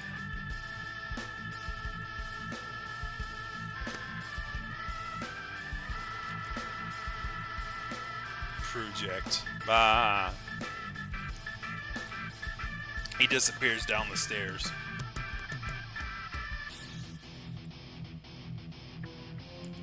How'd you know? Huh? Who? Kurt looks down at me like I'm a child who scraped his elbow. What? The code to the door, how'd you know? Oh. I saw it in a dream. Okay, cool, you're still an asshole. Got me worried there for a moment. I blink a couple of times to try to get my eyes to focus. What were you gonna do if I didn't know it? Magnet? Remember, that Todd kid from the bowling alley? He taught me a couple of things. Turns out these keypads are mostly for show. So, you could definitely see me, right? I guess. Good. Let's go.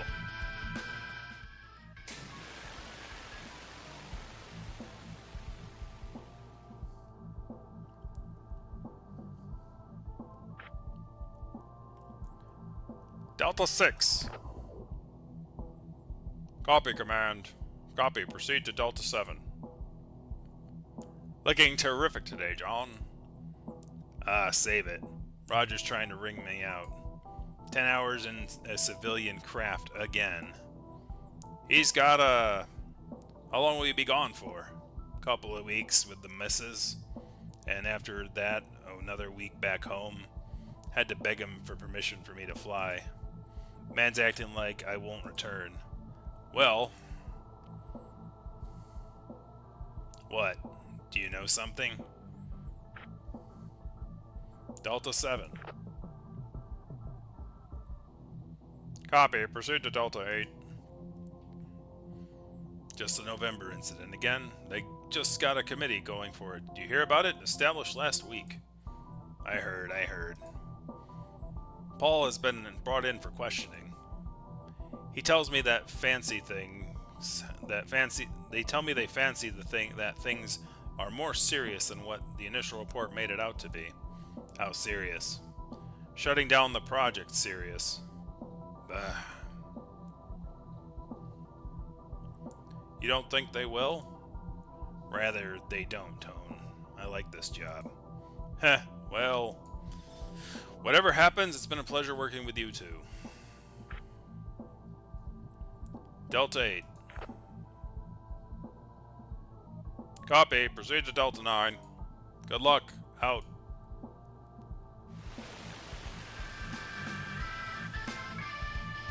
Keep it together, man. We're almost there. You still with me? Keep it together. We're almost there. Keep it together? Keep it together? It's every day now, John. Every day something new doesn't add up. Every day they had to drive me to Oakland so that I could compare records with something they dug up in Kazakhstan. And it's always insane. This is beyond counterintelligence. No, this has to be the real deal. We screwed up bad. He goes mute and stares down at his shoes, pretending to think. Never seen Cliff this agitated. Morale's gone to shit while I was gone, understandably, but Cliff is on a whole new level. Are we still on about the eastern buildings? Even under a doomsday scenario, how bad could it even possibly been? He frowns at his feet. Sad as it might be, it's only a handful of contractors and a bunch of concrete. Wish it stopped there. Did it not? It's classified. He isn't allowed to tell me. That said, if I stay for a couple of moments, he might. There's a section on West Avenue down in the city. You ever go there? Doesn't ring a bell. Do you remember the True Mountain Diner? We celebrated Sherry's Green's birthday there over the last year. Got it. The swamp. That's right. The swamp. You want to hear something about the swamp? The county had it drained 25 years ago. The city plan doesn't make a lick of sense, had they not. Oh, is that what that is? Young Professor Reed? Yeah, it does make sense. Don't you find it funny how there's a chunk of town that had never been zoned? Can't say I have given it any thought. It isn't only us who's missing people, or some construction crew. People used to live there, John. Spare me. What's the damage? Hundreds of people, of households, going by what we assumed would have been built what would have been built had it been built in the last couple of decades. Are you sure about this? You're hilarious, John. Am I sure about something that for all intents and purposes has never existed? Of course I'm sure. What the devil are you wearing?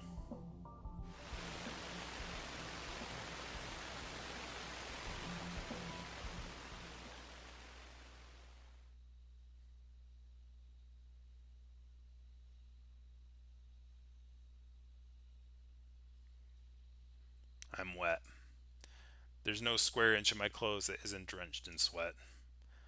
The sting of acid persists no matter how much I spit, or in which way I contort my tongue. Vomit's fucking everywhere, on my hands, on the toilet seat, on the walls, and the floors of the bathroom. My stomach lurches, but nothing comes out. There's nothing left.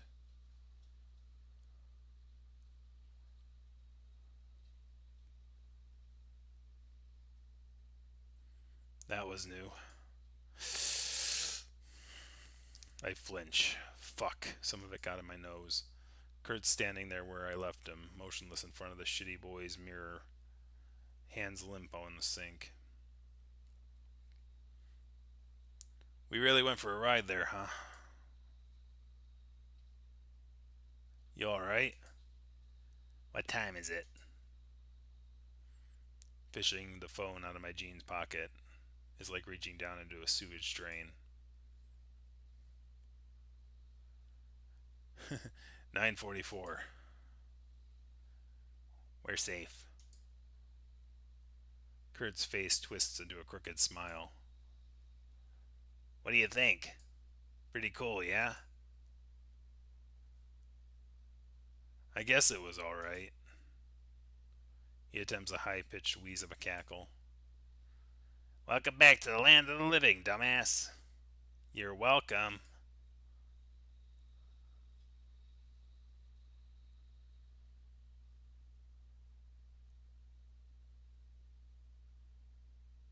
Police show up and then paramedics. We watch from the classroom Andrew hastily prepared for us on the Jefferson Building's top floor.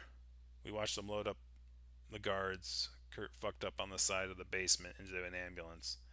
The ambulance crew is not in any hurry, at least physically. The two are fine. Students and staff leave en masse just as a troop, wearing all black, arrives. Caps, sunglasses, rifles. We silently listen to them stomp around and shout at each other on the lower floors. When the commotion finally dies down, it remains quiet for hours. Then, at 10:29 at night, the engines of their jeeps ignite one after the other, and they gently roar away.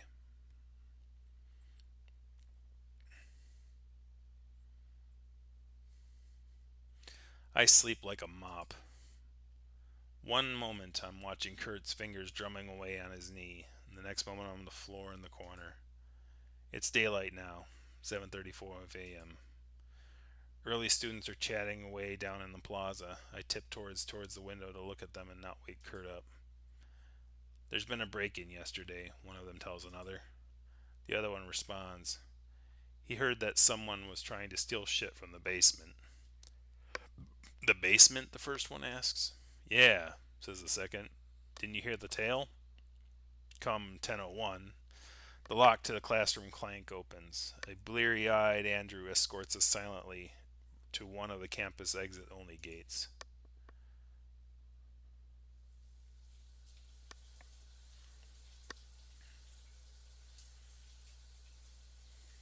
The hot water in Kurt apartments never runs out, so I stand in the shower looking at water droplets slide down on the tile. Thoughts lazily drift into consciousness for me to consider before dissipating into the back of my mind. My calves groan in pain. My knees won't stop shaking. My arms are wrapped around me because no matter how warm the water is, my fur won't stop standing on end. Hours go by. My throat hurts from rinsing my mouth when Kurt finally decides to knock. He yells at me, "You got a message." I step out with a towel around my waist. We check the phone. It's Fisher. He wants to meet up.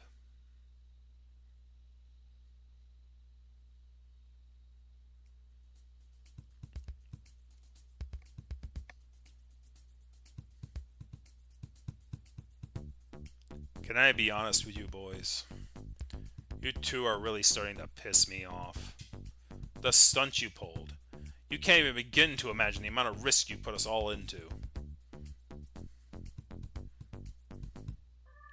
Very clever, otherwise. There have been attempts to establish communication between folks and their mirrors, you know. Always in a lab setting, of course, and never successfully, though enough. Believe the term they used at the time was suicidal. uh, what did I tell you, Spencer? Is this guy resourceful or what? You fellows not hungry? It'll get cold if you stare at it for too long. You. Go on, we're all friends here.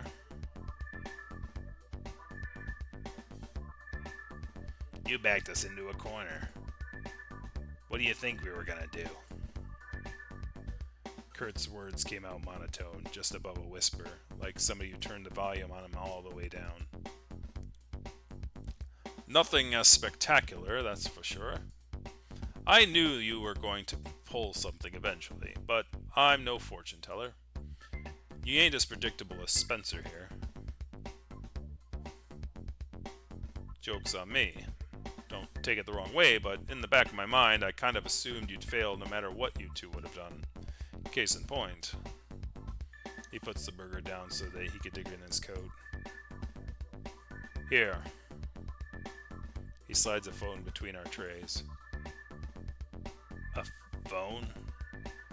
The phlebotomy patient's phone. No one ever tell you not to use your birthday as a password. Kurt moves his hand towards it. Fisher makes no signs of stopping him. Gotta hand it to you.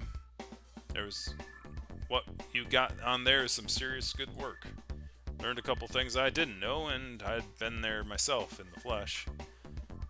When an archaeologist finds all this out in 1,000 years, they'd be beyond themselves to read such a complete story.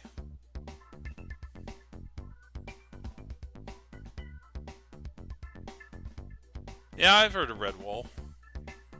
It's kind of a big staple. Brian Jaquez.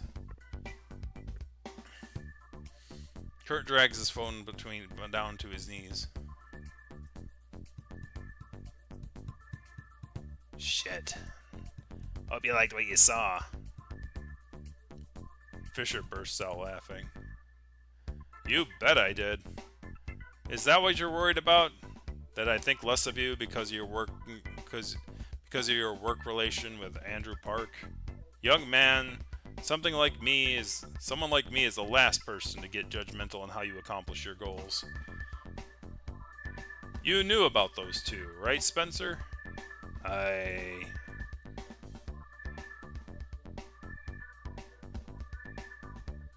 I'm not surprised. It's none of my business. Attaboy. Is that what this is? What do you think this is?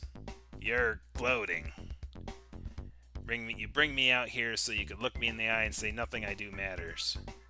Is that really what this is? Just kill me now if you really don't care. Don't be an idiot. He clears his throat. There's a reason why our little meeting in the food court is as opposed to an empty lot.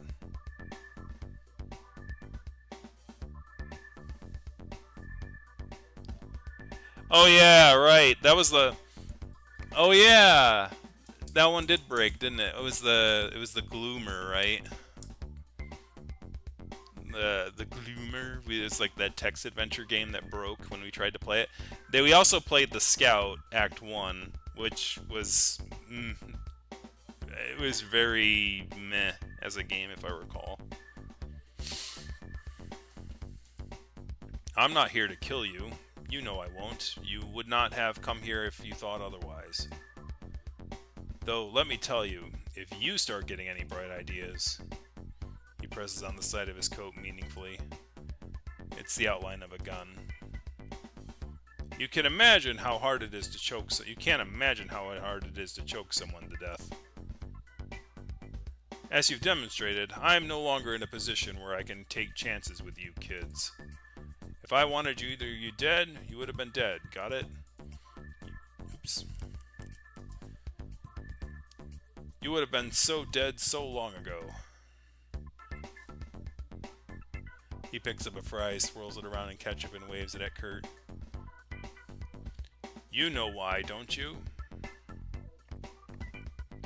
Not really.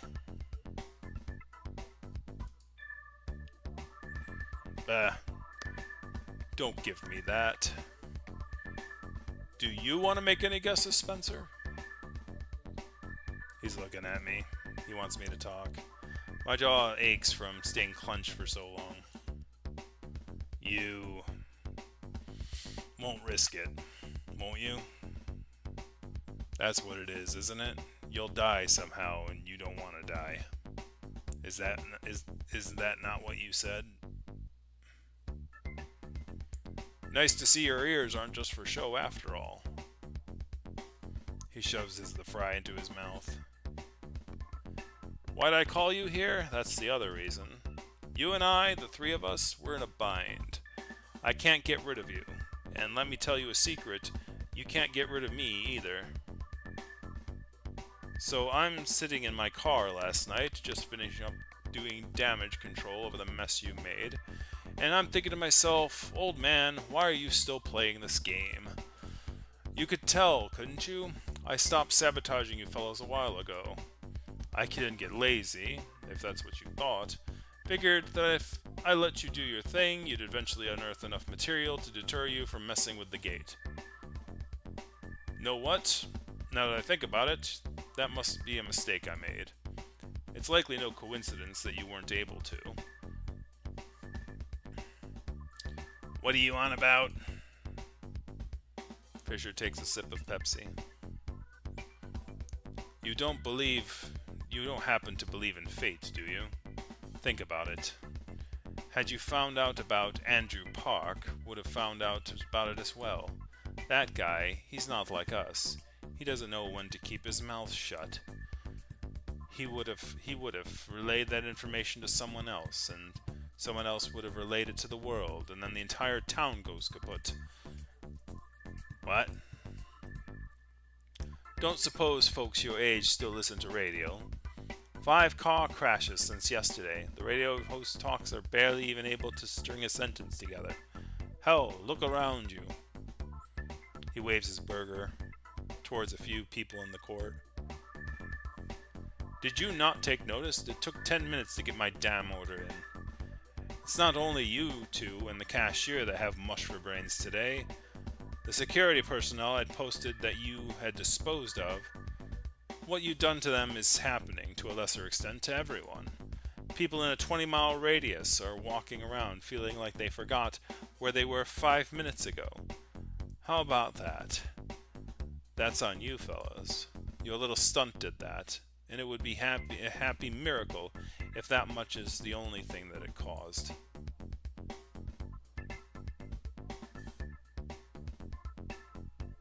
All right, I hear you. I'm putting the cart before the horse making all these accusations. You want to know what's going on, don't you?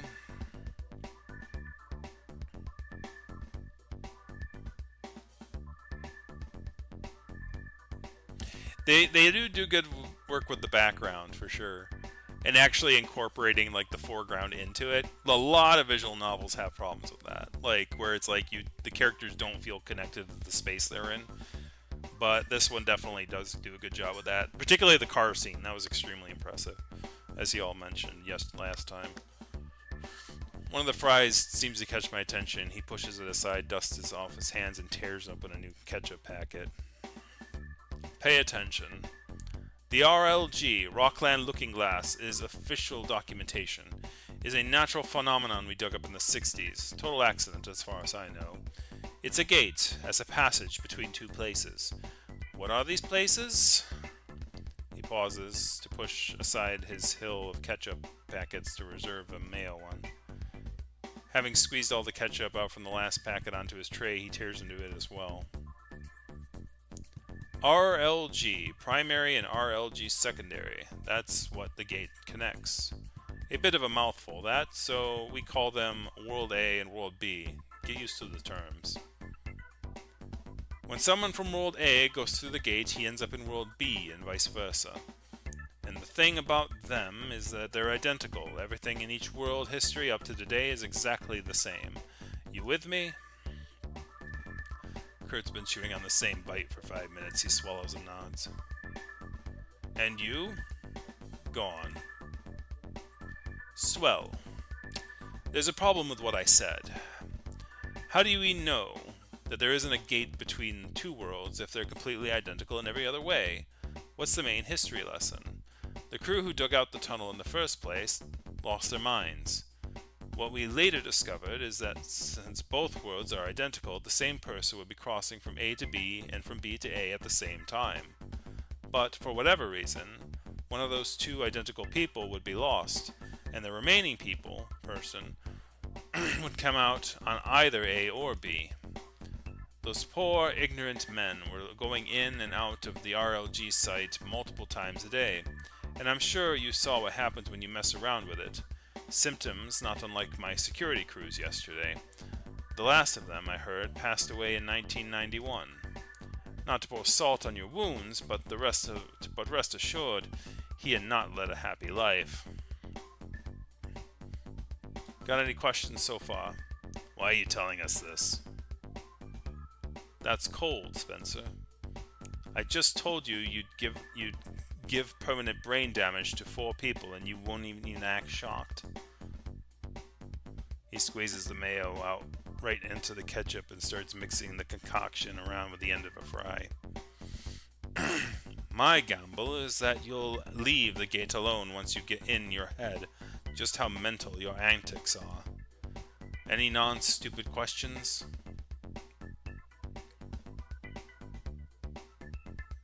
The worlds are identical? Right. Does it matter if you're going into the Institute or out of it? No. You only have to cross the gate. Which side is the real one? The worlds are identical, the same, equal. One isn't more real than the other. What was I saying? Right. As I said, suddenly there's a person that only exists on one of the worlds. What happens then? There's now a discrepancy, a desync. World A continues as if a person is missing, while World B does not. And for the most part, that's okay. It depends on who they are, naturally, but in general, things keep going in parallel just fine. An average Joe, going about day-to-day life, isn't going to change the world in a day. In a day. I'm phrasing it that way because that part's important. The brainiacs are still poring over this one, but every morning the discrepancy seems to fix itself. I bet my shiniest nickel that you two have noticed. Everyone experiences it a bit differently, but things go a bit funny for a moment and then... BAM! The worlds slam back into alignment. History has rewritten itself. You don't know what I'm talking about, Spencer. Fisher grabs a fry in Kurt's direction, or stabs a fry in Kurt's direction. He knows what I'm talking about. No, I know. I've been waking up every morning. You sleep through it? Haha. That's rich. It's my alarm clock. I see it every morning and it wakes me up at 9:22. That's right. 9:22 in the morning and 4 seconds in 834 milliseconds today. There's a bit of a drift and you have to be careful around daylight savings, but you got it right. It happens every day around the same time. Remind me to show you the Celsius clock we have down there that's calibrated to track the drift. It's some smart stuff. You boys into physics? No. The resyncs? They're perfect? Not big on small talk, are you? No, as you're insinuating, realignments aren't perfect. Hell, Everything that happens between realignments isn't perfect either. I'm neither a physicist nor a theologist, but to me it always seemed kind of loosey goosey. Organic was the term the doctorates always used. Let me give you an example. The original construction crew, when someone gone that way, when they merge with their mirror, they're gone. There's no way to unpass through the RLG. When the worlds realign, they don't go back to the person's mirror. So now there's a bunch of people running around doing their own thing in each world separately. You can imagine how this snowballs, right? Not long after, there's an entire platoon on either side trying to push their world in any which way. It gets more complicated. A mirrorless person on mirror world B may force someone regular into the gate. This action doesn't happen in world A, right? So the regular person now exists in world A twice. That's how there's two of you, Mr. Abrams. Spencer here graciously led you down the gate without your knowledge, back to where you two first met. Now, as you can imagine, this leads to all kinds of wondrous consequences. Over the years, they've discovered that so many things leak through. Most striking is that if mirrorless is instrumental to someone's death, if it never carries over to the other side. God, the universe, what have you, tries to do its best to make things work despite it, to get things in line. But over time, things become a mess. Impossible things start popping in and out of existence, at any time and any place. The RLG is a phenomenon, see. It is cold and uncaring. Trying to reason with it is like asking an earthquake to reschedule. Its first job, it has only one job. The worlds, their history must be kept synchronized. I'm guessing that Spencer also may be duplicated. Or maybe his father's tied to it somehow. Now it's like there's a lot of weird possibilities coming out of this because like Spencer's dad's gone. Is he gone, or was it because, his grandfather, pushed him through if Fisher is his grandfather? Or maybe Fisher is Spencer. It's like duplicate, because obviously he just said that Kurt has a duplicate. But if it needs to, it'll rip the neurons right out of your head. Another example, less dramatic, more topical. Spencer and I get to keep our memories. What? I'm merged with my mirror and Spencer is dead. There's nowhere to copy over our memories to. For you, on the other hand, unless I missed something, not only is your mirror still alive, but he's now here with us somewhere on World B. The RLG doesn't know what to do when both mirrors are on the same world. There's only one Kurt Abrams, even if two of him are running around. Let me be frank with you for a second. I'm surprised you're still able to complete a phrase. For most zombies that the RLG created, it took much less. What you've done with the Muir mirror, all that coordination, how long have you been talking to something that can't exist? By all conventional wisdom, there shouldn't be much left of your mind. You can't remember? I remember, sometimes. Other times I have to piece it together. It's like I know I must have done something, but I can't remember having actually done it. Huh.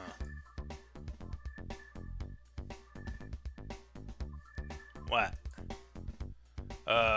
What were you about to say? Aren't you gonna explain why that is? That part's actually pretty straightforward. Every day, one world gets to be dominant, and it's either world A or world B. Everything that happens in the dominant world gets copied over to the non-dominant world, and everything that happens on the non-dominant world disappears. With the big asterisk that both parts of the process are far from perfect. That's basically it. That's why you remember things the way you do.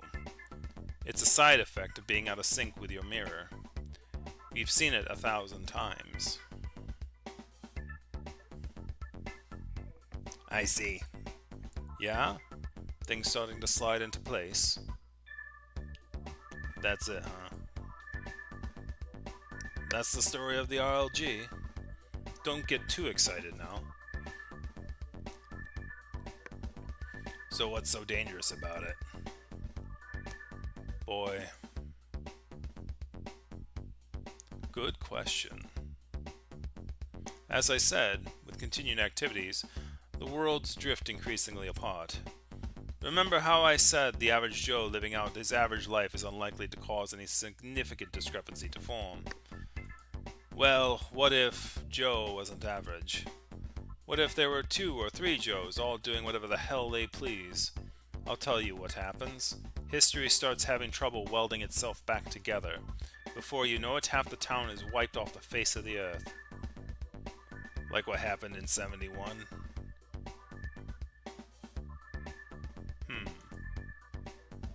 Yes, like what happened back then. The administrator were so sure they buried the story. To think you kids were able to piece it together. Good work. Kurt, are you still with us? Fisher turns the remainder of his fries onto the tray and tosses a small burnt one's hole in his mouth. I believe I got my point across. And you don't like me. I get it. I don't like you either. But if there's one thing I want you two to take away from this is that you must stop fucking around, or else you're gonna find out. I'm going to repeat this just because I want to make it clear. You must stop fucking around, don't fuck with the gate, and don't fuck with me. Doesn't matter what your adolescent moral compass is saying. The risk far outweighs the award. That's all I had to say. Got it? Did I make myself clear? Why? Yes? Why are we having this conversation? Is your head screwed on right? Didn't I just spend the last half an hour explaining it? Was it half an hour, chat? All you explained was that how haunted mansions work. My jaw scrapes open as if it had closed 1,000 years. I speak slowly. Words came to me a moment before they leave my mouth. You didn't explain us. Why are you talking to me? You started it, didn't you? You got the wheels turning in the first place. None of this would have happened if you didn't make me come here. What's in it for you?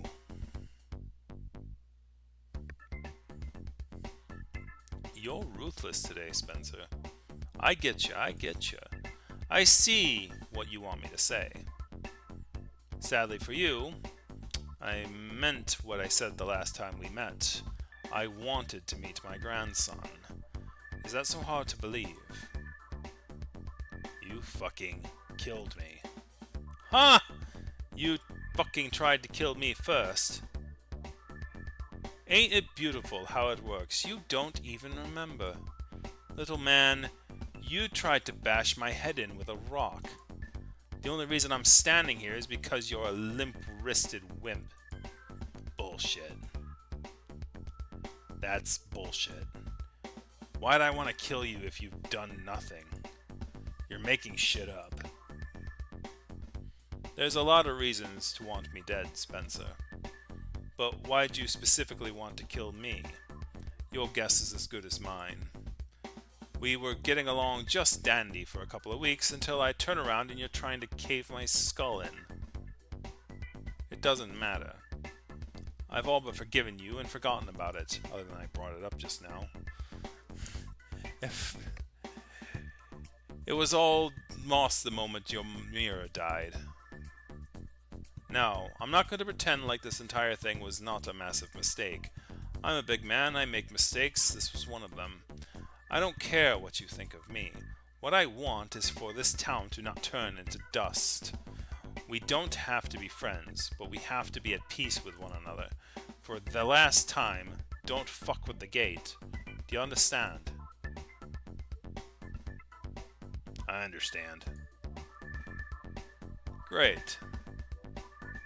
Before we part ways, I want to give you gentlemen with a couple final thoughts. Think things over. Take your time. It's a lot to take in, and I don't want you to do anything rash. Spencer, it, let's meet up next Thursday, 9 a.m., down in the basement. My men will let you in. Only you. What's your point? The point? For one thing, we have to figure out what to do with Kurt.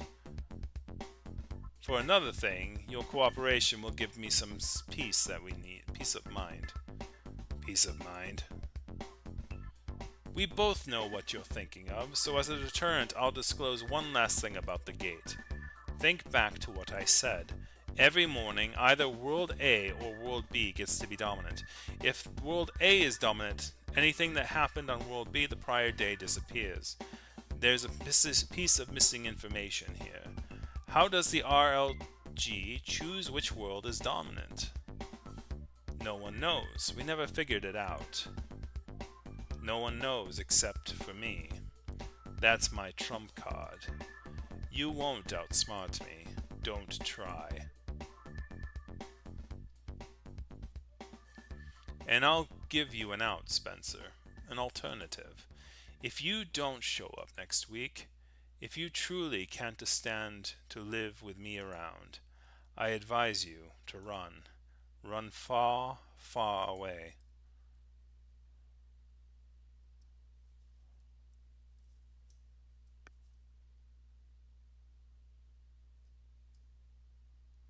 I'm tired. Exhausted, like I simultaneously ran a marathon and crammed for calculus, all while drinking a gallon of vodka. I'm in a state of hangover in a world where hangovers never let up. That was it, huh? Using what little mental effort I can muster, I tried to find the contradiction that would unravel Fisher's explanation into what it must be. A story, a tale to scare children out of venturing too deep into the woods. A bold-faced lie. His words and phrases come to me out of order at random. Some words are suspicious. Behind some words there's hidden information, hidden threats, and yet nothing else explains what I've gone through in the past week. Nothing that isn't even more outlandish. How ridiculous. How fucking absurd of me to ever doubt Ian and his gang of Scooby-Doos. Of course all the History Channel ghost shit hunter shit is real.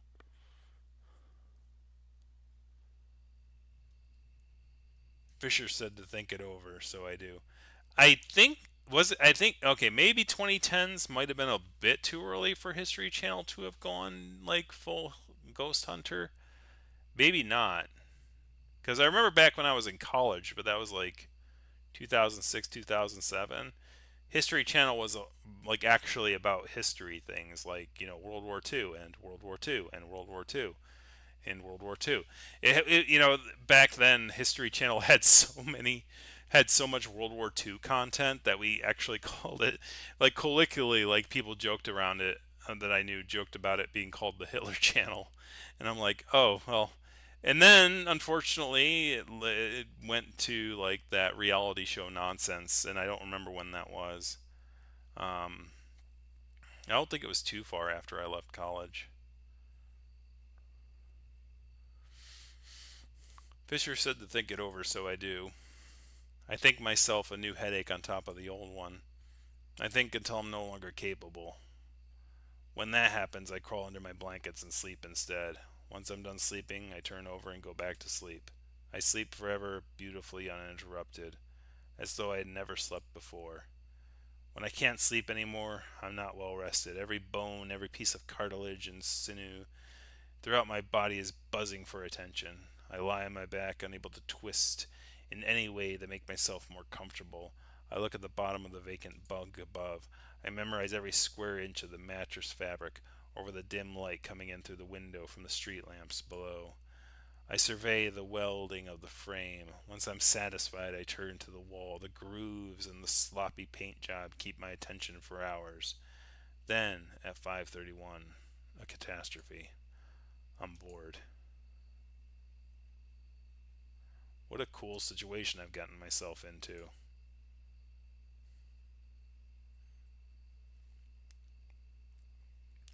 Four brain dead security cars, five car crashes, the entire town losing a chunk of their HQ or IQ. That's on me, huh? I did that. Fisher said I did that. I did not know I did that, but if Fisher isn't lying, I did do that. I did that, and that's it. No repercussions. Shouldn't I be getting my ass thrown in jail for the rest of my life? Fisher is certain believed as if it's nothing. Meet me in a week for some tea and cookies, as if it's just the norm. How many people have been fucking with this gate? How often? Were there more or less care than I've been? Didn't Andrew say that insane shit that has been going on in this town for as long as he can remember? God. I sit up in my bed and take a few seconds for my nervous system to stab in my lower back. It's gotten hard to think that even pain comes slowly. Many thoughts come to me, and I can't engage with any of them, like I've been trying to grab something at the bottom of a river, but instead of the water, it's a river of clay. That's what it must feel like to have your brain fried. And Kurt is supposedly even worse off. Is it permanent? Am I going to feel like shit forever? Will I ever be able to get a degree with half a functioning brain? 2004, according to Wikipedia. Okay, so it was while I was in college then. But that would make sense because I do remember. Now that I'm thinking about it, it was when I was in my first college that I remember them showing actual history stuff, and then it kind of that's about the right timeline because I think when I was in the second, like my freshman or other year, they started to make it more reality television based. I cough at a minute with a little laugh. What am I saying? Do I expect Fisher to keep paying me to stay here? He's planning to fucking kill me. It's so obvious. My cooperation would give him peace of mind. Fuck off. I'm not cooperating with some evil smirking grandpa. He knows for a fact I won't. I. This is too much. I'm in way over my head. I gotta get out of here. He told me to get out of here. Either get out of here or die.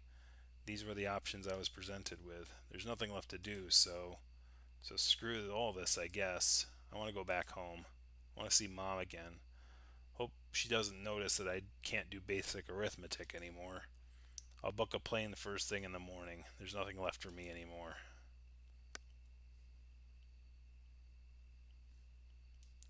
Well, no, that's not true. There is one thing.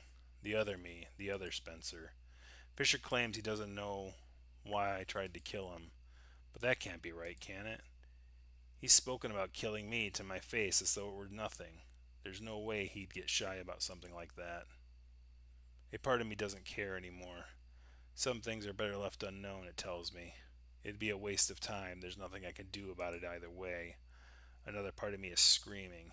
The only reason I've gotten in so deep into this shit was because I shoved my head in the sand. What have I got to lose? There isn't anything complicated. There isn't any complicated planning. There's virtually no risk. All I have to do is walk up to him and ask. He'll tell me. Afterwards, I'll pack my shit and fly home.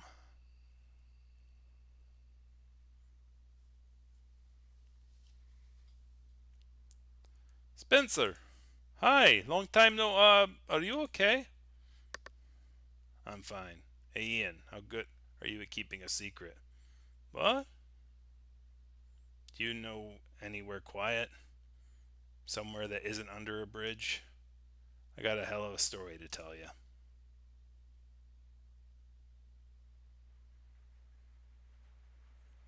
We drive west, downtown. High rise buildings give way to suburban houses. At their edge, right as the sign thank us for visiting Rockland, Ian curves into a street. Not 100 yards pass before paved roads become gravel. Ian carefully navigates around the multitudes of under construction barriers as entire blocks of scaffolding and bare concrete surround us. Then suddenly, we emerge out onto a state road. The depth of the cracks in the asphalt speak to how ancient this place must be. It's cold out here, but not entirely unpleasant. Despite the narrow shoestring budget build, the bus stop succeeds at keeping us out of the weather. The perfect horizon drizzle lightly taps on the tin, making a hum like an old TV stuck between channels. I don't need to raise my voice to tell him my tale to Ian. That is like the most millennial slash Gen X way of describing rain on a sheet of metal. Is like, oh, it's like the snow between TV channels. Yeah, and I do tell him. At first, I mask the details, but he ha's and ahas all the night at all the right places, asks all the right questions. I tell him what I've told him so many times before. I tell him the stuff that's new, the things I didn't yet have the time to digest. Once I start talking, I can't stop. I'm back from the dead now, and I want him to know.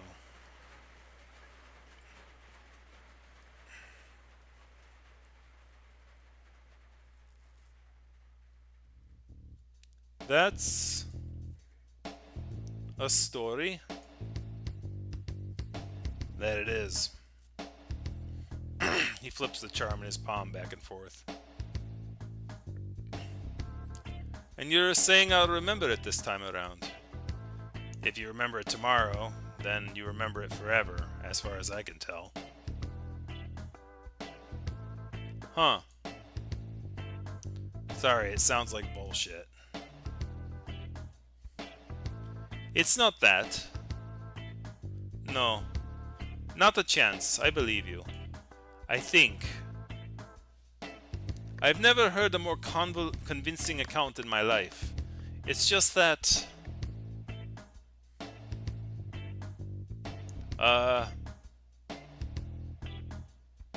He remains silent for a minute. I don't want to interrupt him. I've just confirmed that his wacky conspiracy theories are real and admitted to some pretty awful shit at the same time. God knows I'd be at a loss for words.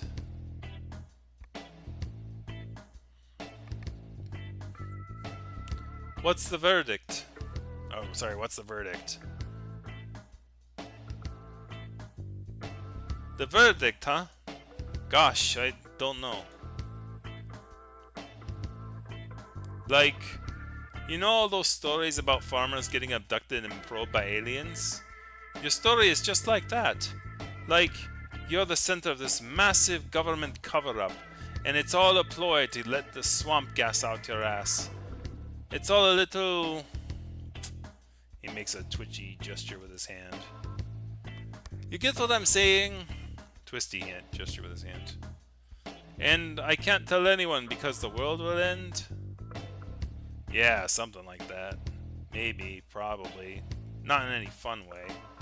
Either that or the CIA gets our asses. Or Fisher does. I see. What? That's the part that gets me the most, you know? I've been following this stuff for years and I've never heard of this guy. Not until he approached me a few weeks ago to threaten me out of the blue. Well, that's his trick with the gate, right? One of the worlds gets overwritten, so he literally scrubs himself out of history. I wonder about that. What do you mean? Why would he decide to suddenly start approaching people so personally? How come both of us remember that he never showed up to deliver his speech? How could such a person afford to speak to me and you and a dozen other people? If he really is the cause of everything, if he's the poltergeist, then just not how he behaves, and besides, don't things leak? Isn't that what he told you in so many words? It does align with what's been going on. Parts of your story, Spencer. He forcefully shoves the charm into his pocket. What parts? Never mind.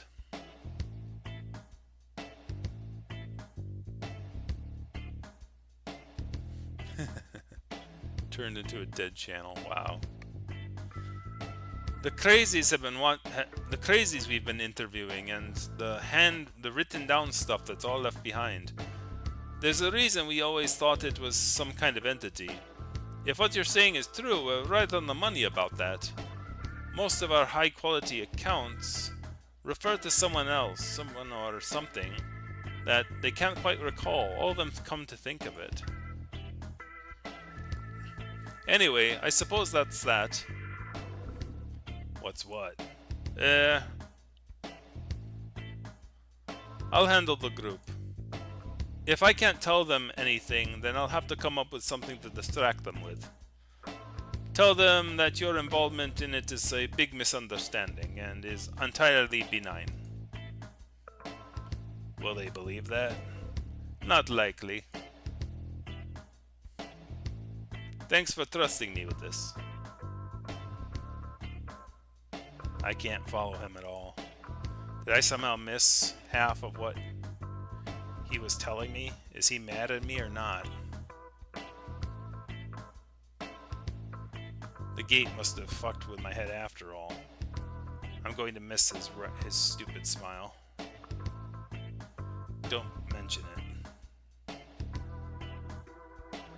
Feel like watching anything? Got a couple of episodes downloaded on my phone. Just like that, huh? Maybe in a bit.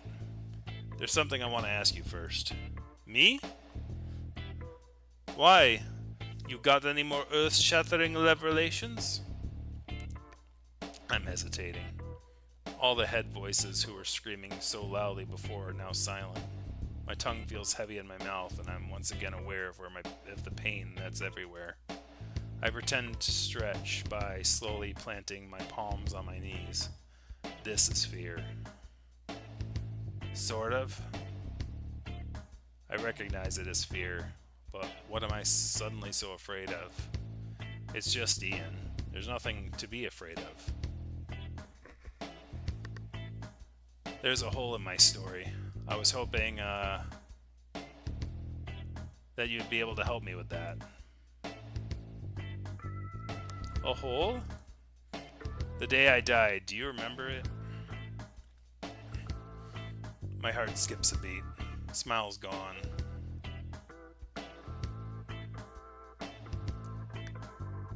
I do. What of it? I have to keep going. There's nothing to lose. Let's get it done. Sorry to pressure you about it, but you mentioned it before. We were friends for longer than I remember, and you were with me the night before I died. It's just that no one is able to tell me what happened back then. Figured I should ask, if you don't mind. The sound of rain occupies the air for a while. Ian sits hunched over, staring into the bushes opposite of us.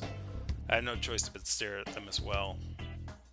I try calming myself down while he's thinking, why do my hands feel so weak? It's just this one loose end that's remaining. Once it's done, I'll be free. Yeah. We were together. On the day you died. The night before it, I mean. Damn. You know, I could tell you were going to ask about that. After telling me about the gate and the world and Fisher, yeah. There's no way you wouldn't. Kind of didn't expect to be going into that today, though. You caught me a little off guard. My fingers grip down on my knees. You don't have to if you don't want to. I bite down on my tongue. I didn't mean to say that. Heh. Is that really what you think, Spencer? I don't expect you to recall this, since apparently we've been seeing each other all the time in the other world. But from my perspective, you've been gone for a couple of weeks now. Do you happen to remember the last thing you told me before you disappeared? We're mature adults. That's what you told me. You were talking about your dick. I've been thinking about it a lot, you know? About my dick. About being more upfront about uncomfortable stuff, you jerk. After we had that conversation, after I told you about the group and everything, I thought I messed up. You stopped showing to class almost immediately and you never respond to messages or picked up your phone. Was that my fault? Right up until 20 minutes ago I thought it was. It wasn't. That is a relief, but I won't lie to you, Spencer. At first it hurt real bad, but the more I thought about it, the more I realized that you were right. Nothing would have improved had we not spoken about it at the time, or worse, had we decided to pretend nothing was going on at all. What you told me just now, the whole situation with this Fisher person, only goes to show how true that it is. No, I think I must tell you what happened that day. After you asked me about it, that genie ain't going back in the bottle. I straight up owe it to you. Most of it, anyway. My stomach tightens. Maybe I should kept my idiot mouth shut. Most of it? Give me a minute, you'll see. He puffs out his cheeks and slowly exhales. Alright, so let's roll back a couple of weeks after orientation. The big picture is that you and we've been hanging out for a few days by that point. I'd shown you what me and the group have been up to. Like, about the town and all the mysteries going on. In hindsight, you being friendly with that Fisher guy at the time explains why you were interested in what I had to say, but back then, it isn't every day you'll meet somebody who's that enthusiastic about the paranormal. The opposite, actually, most often. I figured that you definitely wanted to join the group, so I spared no details. That day, I showed you something you didn't like. I've thought it over so many times and my memory's etched in the back of my skull. But the short of it is that you stood up and walked away. Just like that. Just like what? Walked away where? Did I say anything? Sure didn't. What did you show me?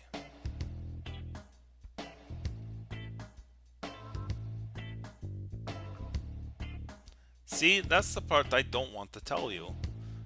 What do you think happened after you walked off that day? Oh. Yeah? You think whatever you showed me got me killed? He takes his hand out of his jacket and feels for his phone in his pants pocket. It lightly thuds against the metal seat. Yes, that's what I think. I spent weeks trying to figure out exactly what made you take off the way you did. I mean, I have some ideas, but... He leans back and looks at the roof of the bus station as he takes a deep breath. Mere hours after I discovered your body, you came right back from the dead, behaving as if nothing happened. As if you didn't know who I was. So I told the group about it, and they took it in a way I didn't think that they would. They weren't confused or terrified or anything like I was. They were excited. I didn't know what to think, so I just joined them. Was that when you were doing your little investigation about me? Did you find anything? We did, but... But what? We never figured out how you are connected to that. Why did that make you flip out? What's that? His shoulders tighten. You're being awfully cool about this, don't you think? Can you really not see why I'm dancing around it? What, you're assuming the same thing will happen again? Don't worry about it. How can I not? I scratch the back of my neck. This is getting stupid. It isn't worth it making him go through this just to state my curiosity. I should stop. It's a bit of a leap to assume that that is all. Just because one thing happens and then another thing happens doesn't mean they're related. What if they are, though? What are the chances? Are you kidding? Like 100%. I can change the subject at any time. I could tell him, you know what, you're right, and forget all about it. I'll risk it. I'm not the same Spencer that died on that day. You'll risk it? Spencer, I'm telling you clear as day that you'll die. You don't believe me when I said you are a ghost or whatever either. Can you please cut me some freaking slack? I think my entire chest cavity tries to put the words from my leaving my mouth. I think I have to know. Do I? Fisher killed me. He killed me, and he's saying it was in self-defense, that I tried to kill him first. I can't stop thinking about it. The gate punched holes in my memory so much that I can't only recall bits and pieces of the last year. That other Spencer, he's me, but he's also literally not. I don't know the things that he knew. And it haunts me that I'm not him, and yet I'm the same person in a sense. What could possibly be so important that I'd try to kill someone over it? Besides, I'm totally bracing for it. I promise I won't run off and get myself killed.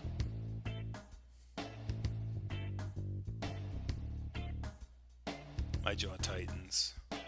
Why does he keep looking at me like that? Spencer, I'm not stupid. I know that it must be important to you. It's just that you don't get it, do you?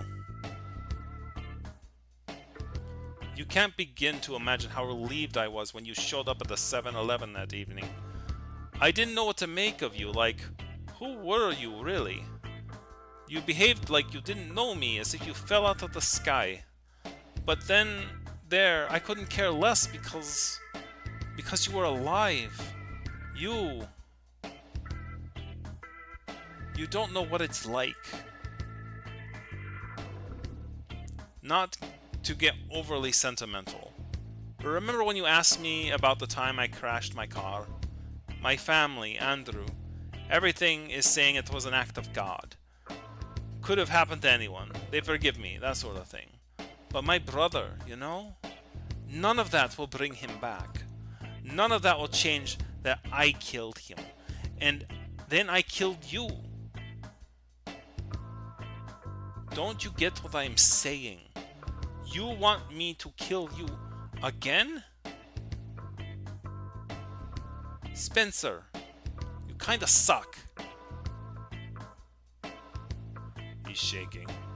I'm barely able to keep my breathing steady. My stomach feels like it's been wrung inside out. Just tell me what it was so I can be done with it. You didn't kill anyone. I got my own damn self killed.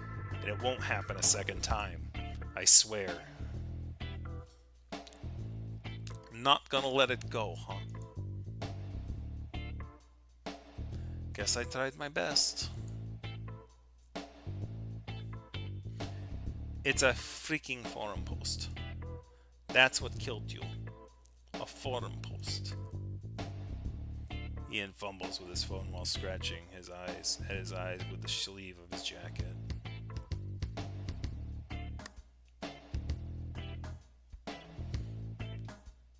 Teal fills up Ian's phone screen. His eyes dance around the page for a minute, then he clicks the screen off and puts the phone back down. Christ, okay.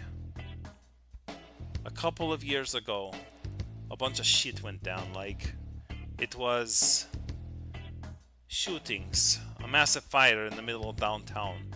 The entire jury for a minor breaking and entering case all died in 3 separate accidents. Those are just 3 things that happened at the height of it, but they are all happening in the span of 1 week. The police launched investigations on all of them, but as with everything else that was happening, They ended up finding nothing. Thing is, the whole year has been like that. Was that when the is that when the car crash rate tripled? Yeah. You know about it? You told me. Oh. Uh right, of course. I see. Huh. You're asking me about it, and I showed you bits and pieces, and you managed to dig up. There was a lot. That is, a lot of news articles were written during that time, and some of them went into great detail. That wasn't ever much of a follow-up, though. They'd report on something, and the police would find nothing, only for something else to happen after a few days to take everyone's attention away. That is what 2008 was like over there. And then it stopped, right? Yeah. Right before Christmas, everything stopped. You wanted to know about that. He softly clears his throat. We went through a lot of material. I can't remember how we got there, but it seemed like one case in particular got your attention. Something happened in April of that year. A medical specialist from out of state had called in to help with the local sheriff's office. By that point, things got kind of scary bad. I was still in rehabilitation at this time, but I remember my mom asking me to never be out past 8. It seemed appropriate for the county to start bringing experts in. That was the first article. The second and last mention of that person in the media was a short expert in the middle of a longer opinion piece. The expert was missing, and the article's author presumed that they were called back home. I let out a breath I'd been holding in. That doesn't tell me anything. About what?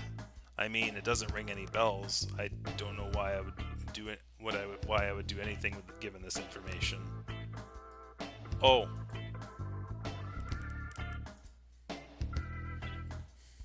Well, thank you, Spencer, but there's more. Go on.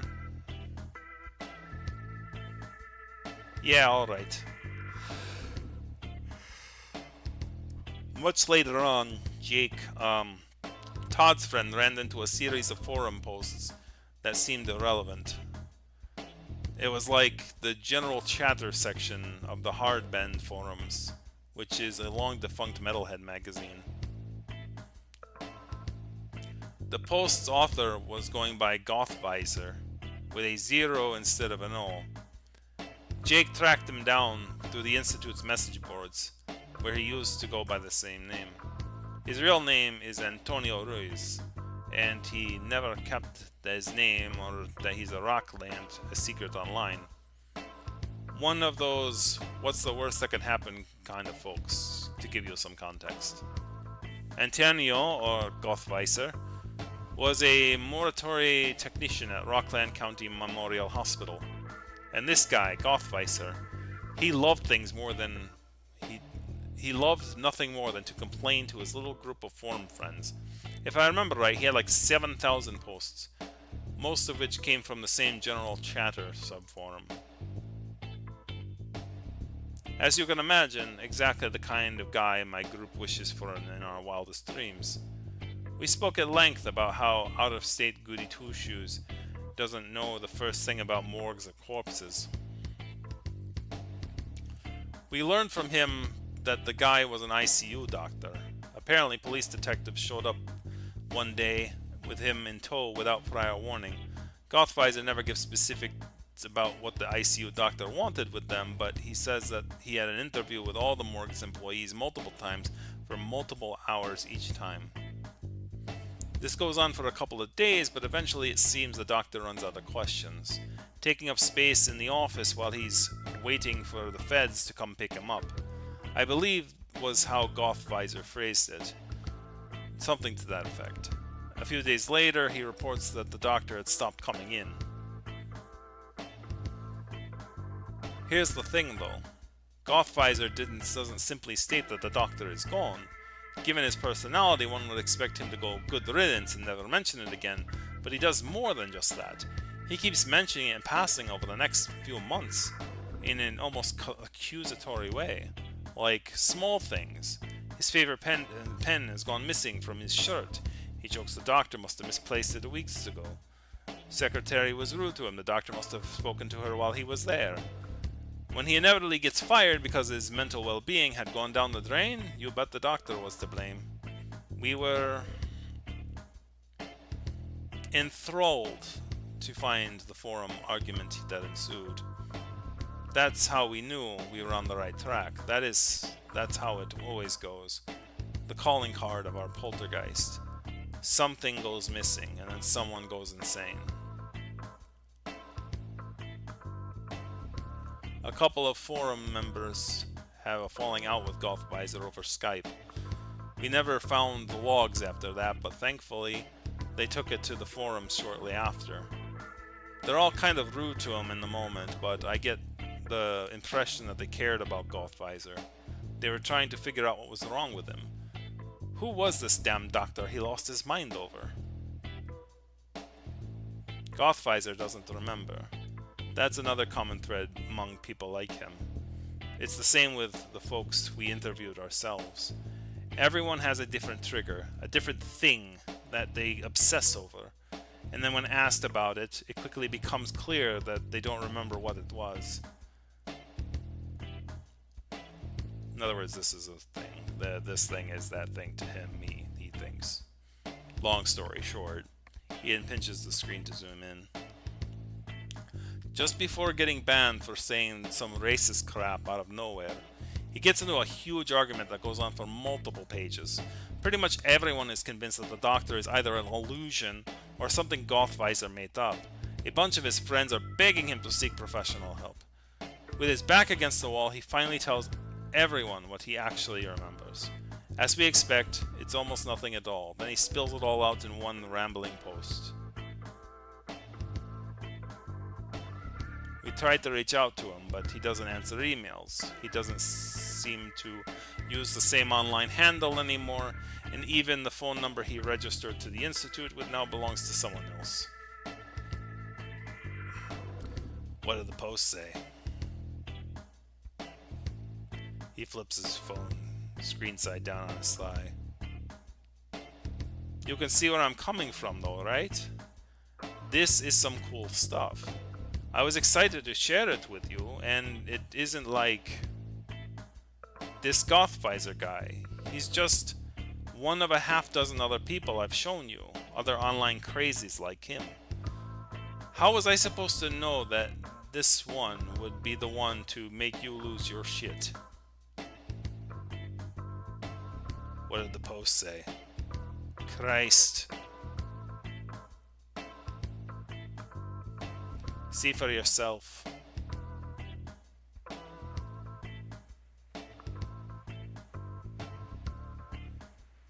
Sorry, it's in Scruntovision. It's a screenshot off my PC.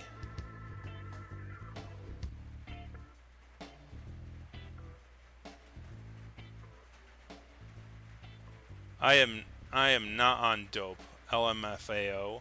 Are you 13? The execs made everyone without a master's degree in a cup twice a year. I am cleaner than all you crackheads combined. Microwave. Be a dear and actually read my previous post. Same with you, gender guns. Ganger guns? Does it say anywhere that the doctor is talking to me? Didn't think so. What is not clicking? Why are none of you shitheads believe something as simple as some sociopath showing up and decide to ruin my whole fucking life? It happens all the time. It could happen to you. Actually, it should happen to you to teach you a lesson. Short guy, 40 or 50 years old, blue suit and a tie that are a bit too big, high voice, nasty, bloodshot eyes. There, I'm describing him. Is that doing it for you? Do you believe me yet? I literally only spoke business with him, confidential stuff. I literally can't say what I was talking to him about if I ever want to work again. LOL. I will say this though. He was after someone. That was his number one problem that he kept talking about over and over. Completely unrelated to anything he was asking us about. But he was losing sleep over it. Almost feel sorry for him. Almost, LMAO. I overheard him talking about it with the detectives on the first day before the interviews started. He was after that man. No clue who that was. You know, that guy, like a, the guy looks like a fucking mess, and it's because somebody in his dreams and at work you're supposed to be a nice guy. I asked him about it in the lounge. You know what he told me? The way he said it? It's like he rephrased it 1,000 times. I'll never forget it until the day I die. He looked at me dead in the eye and said, uh-oh.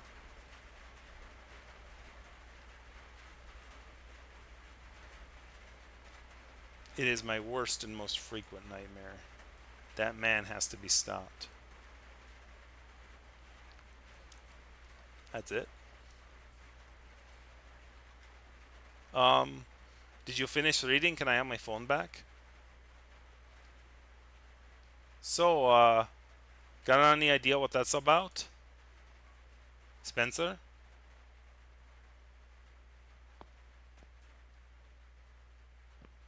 Where are you going? There isn't anything around for miles.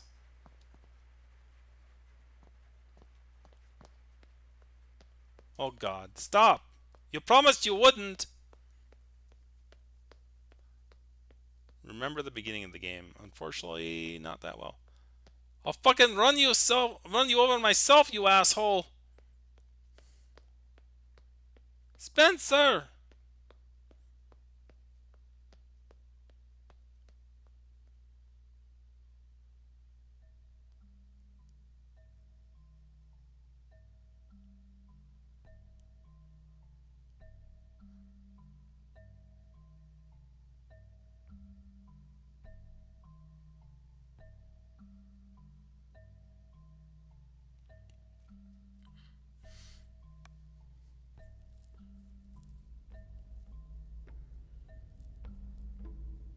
Oh, but he was on his when he was on the hammock, right?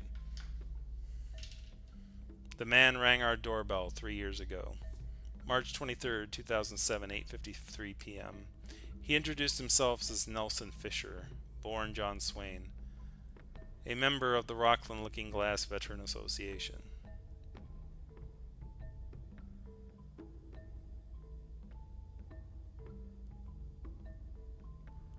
An hour more? Okay.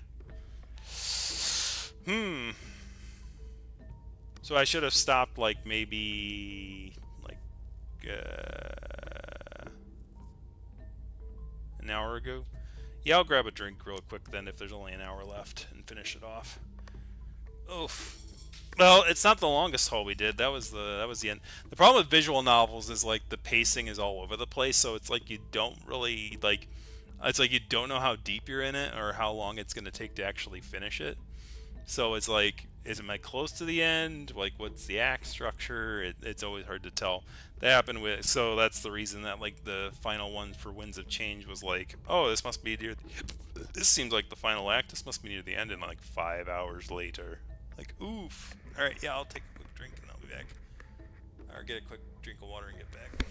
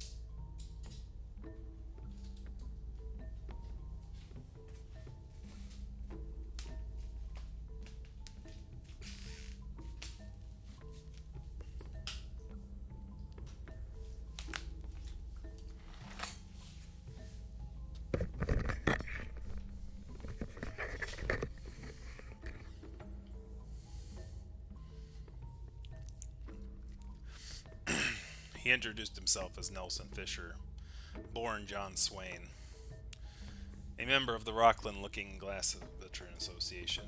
Despite the late hour and the lack of prior notice, we met with him. We offered him water. Where was Rockland? Did he say John Swain? That was the name of my grandfather on my dad's side. Any relation? This man, Fisher, my grandfather. Having entered the house, he spent barely any time at all before getting right into it. He knew us. He knew that Mom can't keep a job, and he knew I barely managed to graduate high school. He spoke about our pasts, our recent pasts, private details that no one besides us would have been able to recall. We were shocked, naturally, but the man predicted our protests word for word and rejected them before they even left our lips. Speechless, we were forced to let him explain.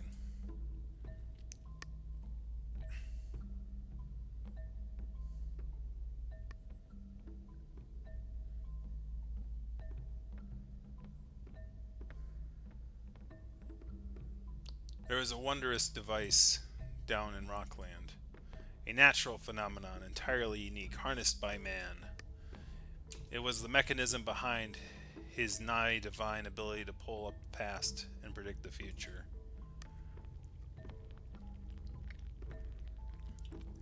There had once existed a large-scale project surrounding the device. Its research and its utility, hundreds of people ended up contributing to it. Hundreds of other like the man. Things, however, didn't last. The device had a great problem, and in the early 70s, the entire project had been permanently shut down. The longer Fisher's speech went on, the more passionate he became. He told us the years following the project's closure, of the administration failure after administrative failure. The man was forced to change his identity, cut ties with his wife and infant son, live a life of anonymity, all to protect the project's secrecy. Had a great military tactical importance after all. In return, he and every other person retiring from the project would receive a generous stipend that guaranteed never having to work a day for the rest of one's life. The Rockland Looking Glass Veteran Association was born. The man jeered the words out, called it a bribe from the government. A bribe that almost all of his peers gladly took. And then the man smiled and apologized. Inexplicably, he said he'd never gotten this far, that he won't bother us much longer. He must catch the flight back home. Mom, ever the bravest, asked him, "What do we do with it?" The man replied that he's getting old, and he wishes to make up for lost time. His former peers have steadily been diminishing in numbers. They had all lived quiet, unimpactful lives of isolation until the day they died, exactly as the administration had arranged for all those years ago. He wasn't planning on anything grandiose, far from it. Association members weren't allowed to exit Rockland, he explained. He had to utilize the device privately just to speak with us. What he wanted was twofold and relatively simple. Fisher wanted to reconnect with his family, and more importantly, he wanted to pass down his knowledge of Rockland Looking Glass. I remember it. That's quite enough, Mr. Fisher. Even if what you're saying is true, it's also sudden. Please leave your number with us. When you reach the decision, we'll give you a call.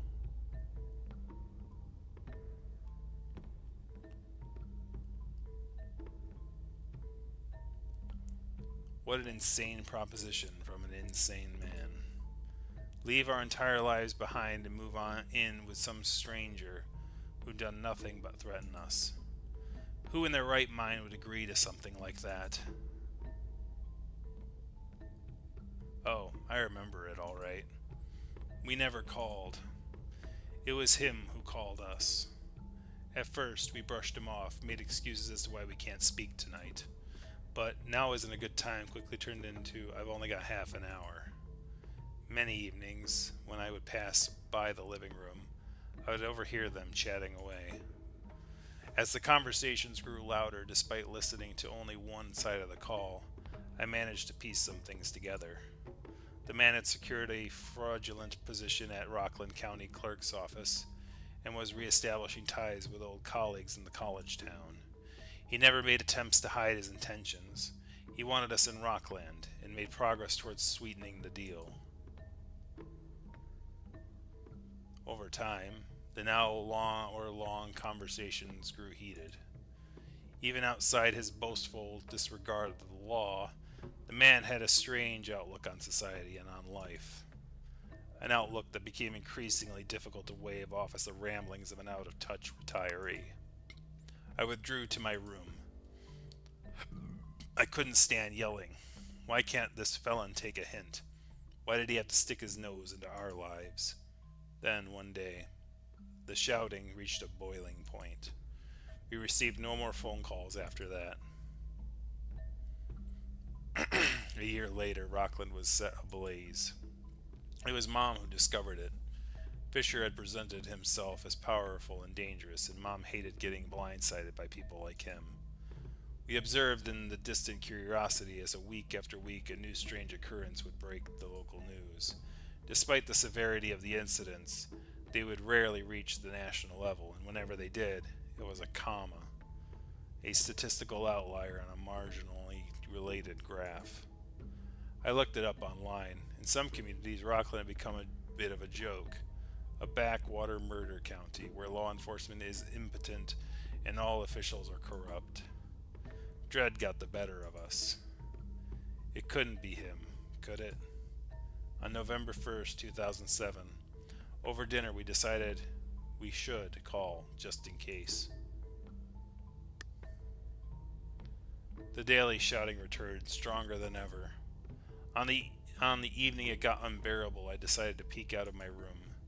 Dad sat in the living room, eyes wide, expressionless, looking towards a turned-off TV. When he spoke, it's like he intended only for the walls to hear. "The old man has gone insane," he said. "He's erasing people off the face of the earth."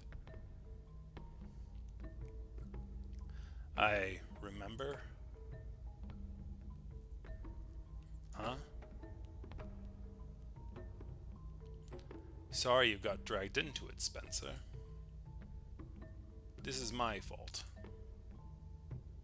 I'll take care of it, I promise. I'll find a way to sort it out.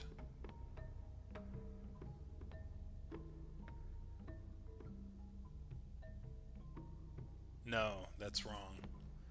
That's not what happened. I remember.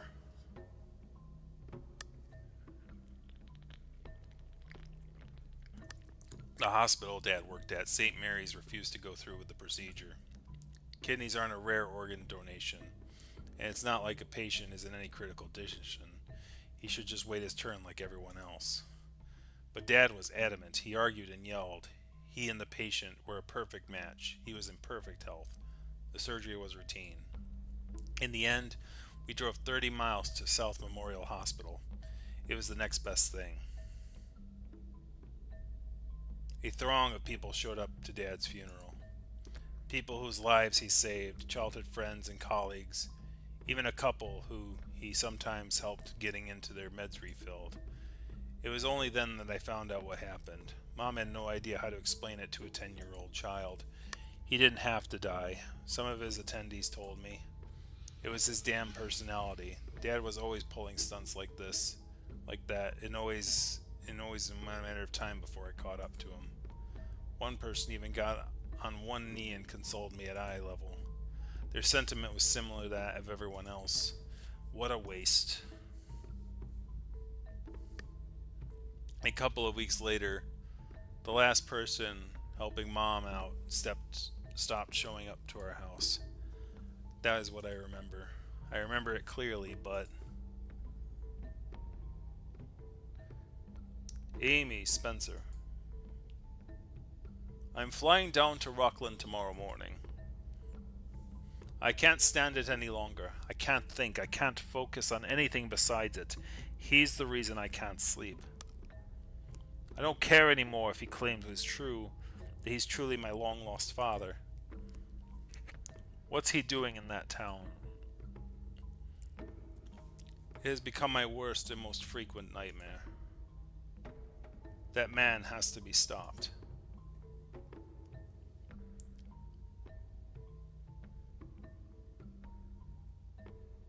That's funny. Oh, okay. That can't be right, can it? Okay, I get it. So he said that some doctor guy said it's my worst and most frequent nightmare. So that reminded him of his father talking about his grandfather. So when he left Ian that night, he went to go kill Fisher, but it ended up backfiring and he got killed instead. Oh, okay.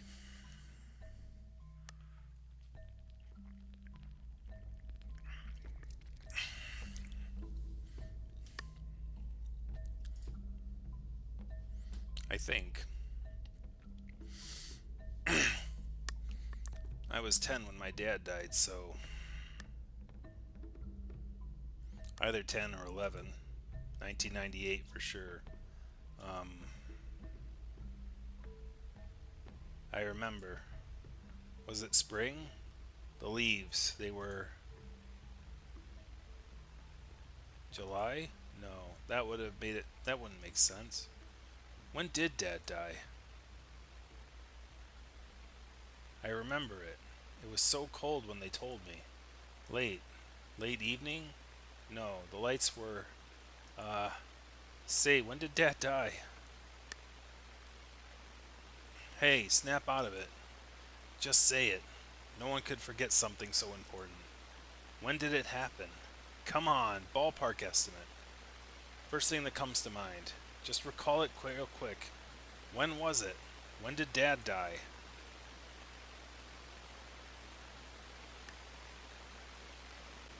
Since he was able to get everything else down to the hour, that seems kind of very strange that he would forget that date.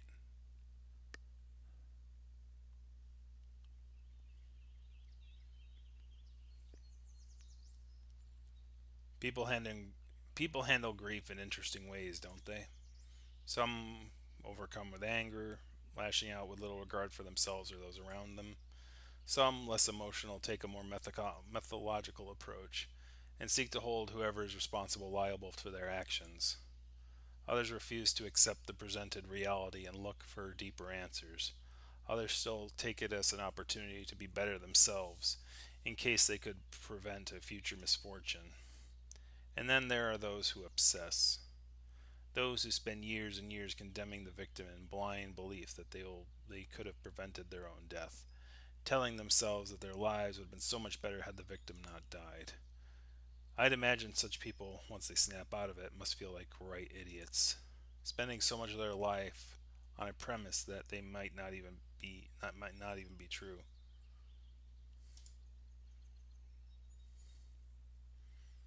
A sheet of light glows brightly on my arms as I take my trek. Not a cloud in the sky. The air is warm and stifled, as if it gorged itself on deli meat and is now worried it would hurl it if it moves too fast. Let me guess, the pavilion's right there. It's 9 a.m. on a Tuesday. Such a weird nothing time. Yeah, wait for 22 minutes. Everyone's already at school or had already decided the day is not worth it. There's no one else around to avoid eye contact with. The only sound is the shuffle of occasional car on some nearby street.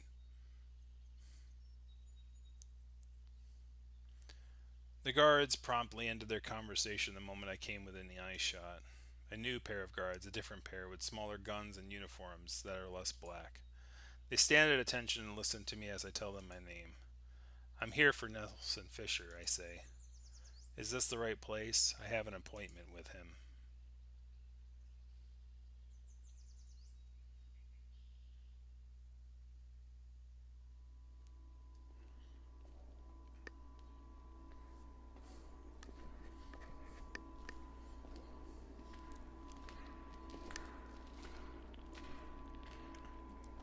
Well, what do you know? My unruly grandson decides to show up after all. You aren't that thick in the head, I don't believe. Neither do I take neither do I take you for the type to have given it all up.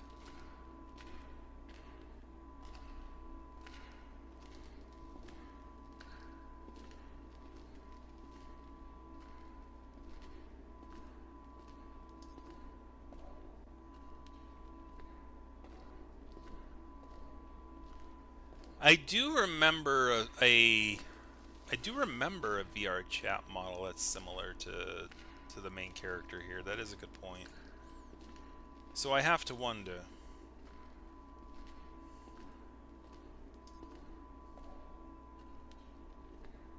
are you here to bargain? Could it be that you've done something that you wish you had not? You wouldn't be the first.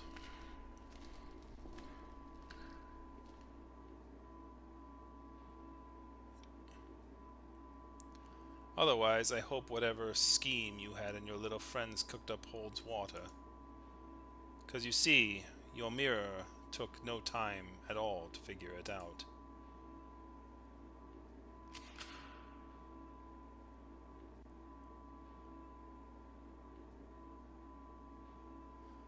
What happens to people who die inside the gate?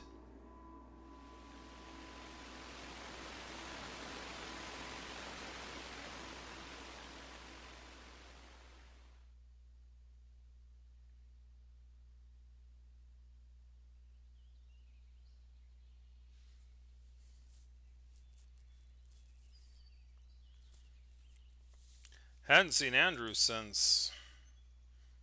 She tongues at her teeth that she's trying to suck something out from between them. 2 weeks ago, Wednesday? He's been tutoring freshmen this year. Maybe something to do with the math facility knows? Neither Kurt nor Andrew answer their phones.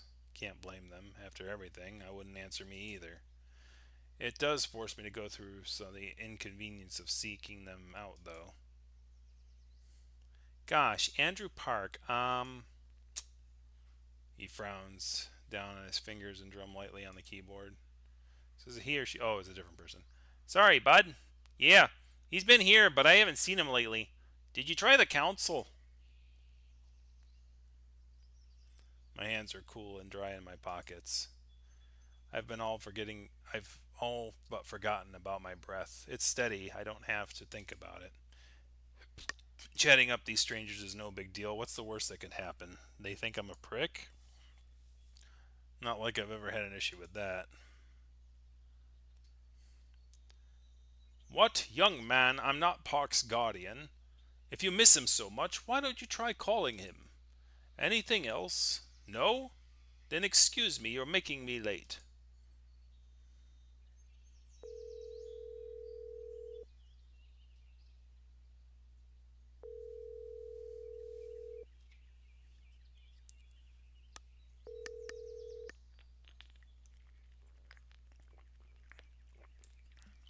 Forget it. The eighth time is just as pointless as the seventh. I no longer have the patience to wait to get to the answering machine. Desperate times call for desperate measures, I suppose.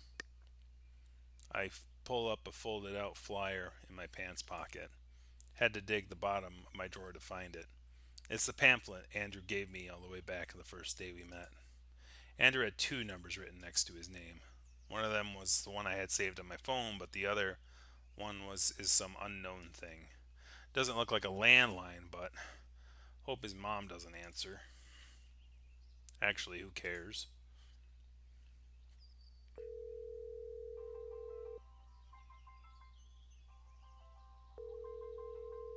Huh? Where's that coming from?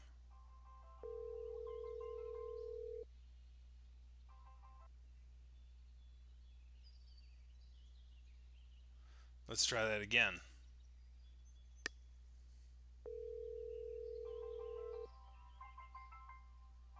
It's coming from the classroom right there.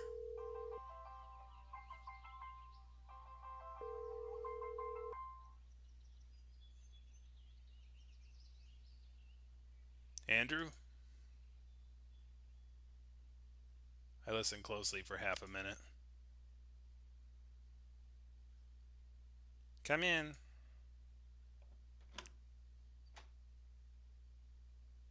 Yo.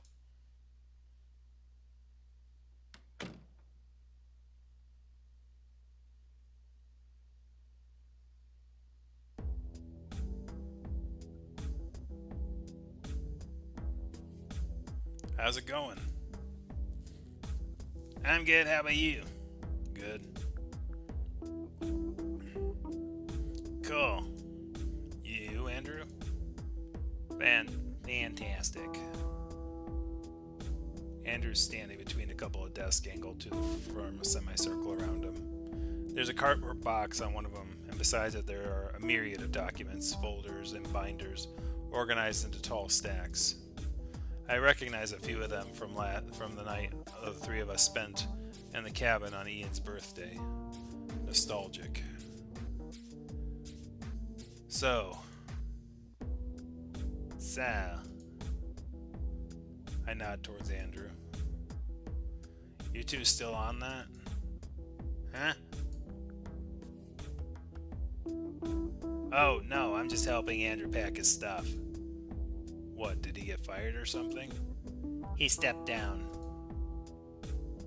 Andrew slaps the papers he's holding up softly on the table and straightens up. That's right.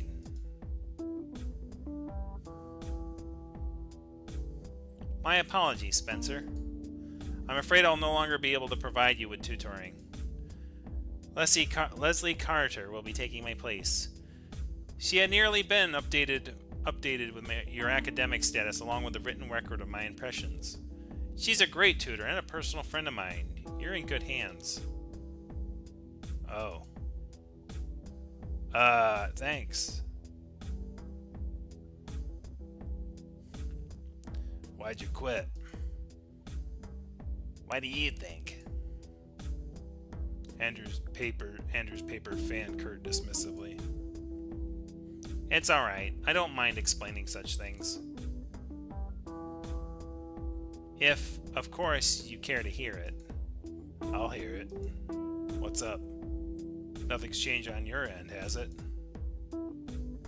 Kurt takes a step back to blow a cloud of smoke towards the back of the room. Even in 2010, you couldn't smoke inside. It's not that.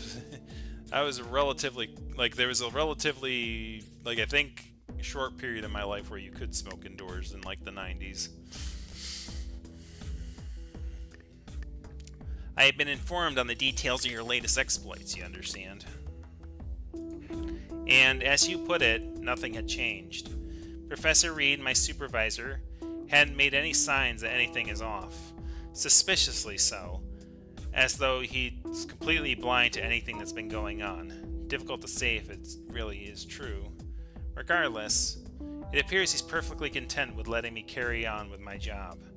And I could carry on with it, in theory.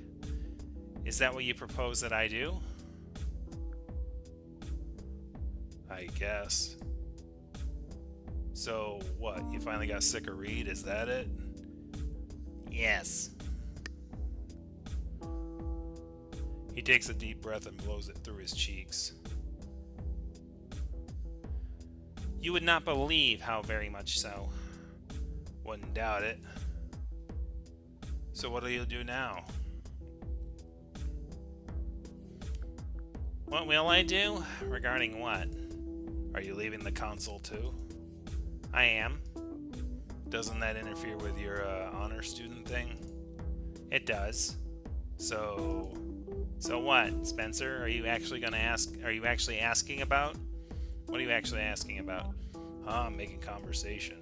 You are just making conversation? The corner of his mouth tightens.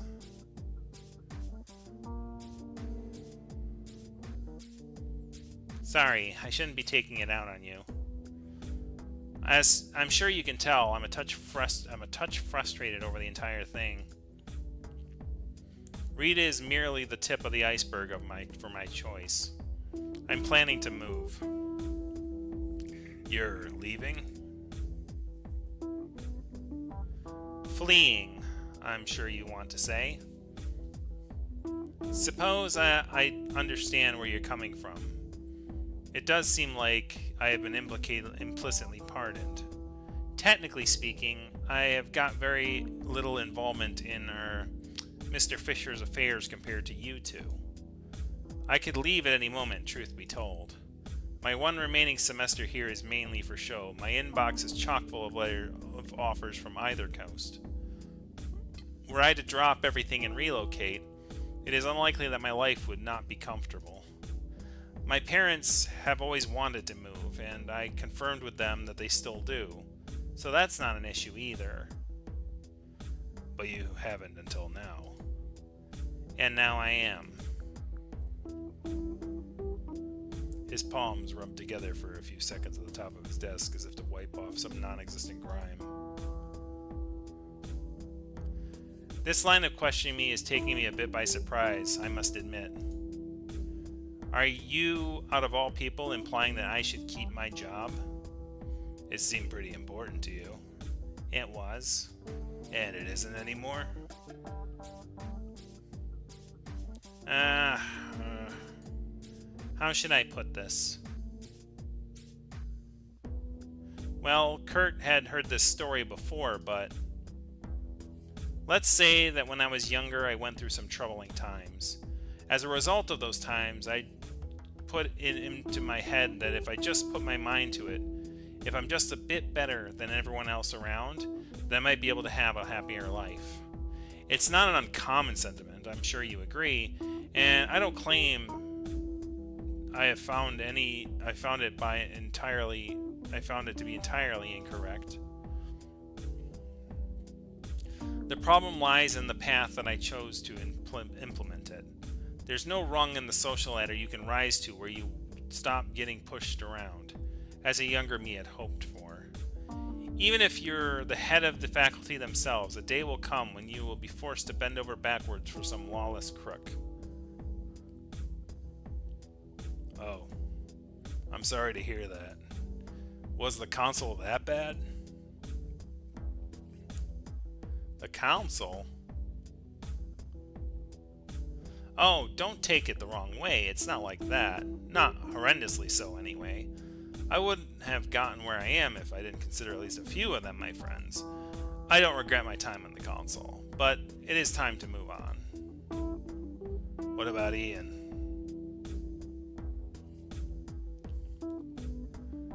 What about him? I'm getting worried, Spencer, but I'll answer the question.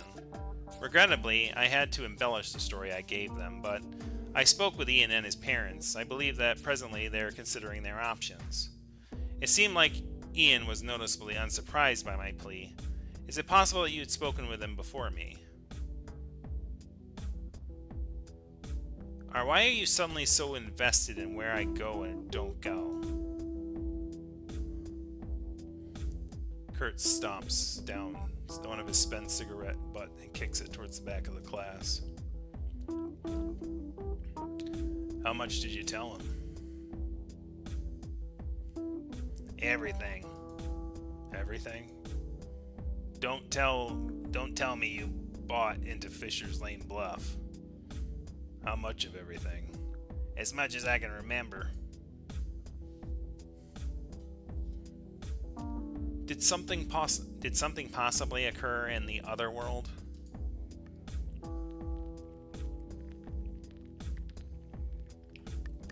Andrew stops to reflect on the word.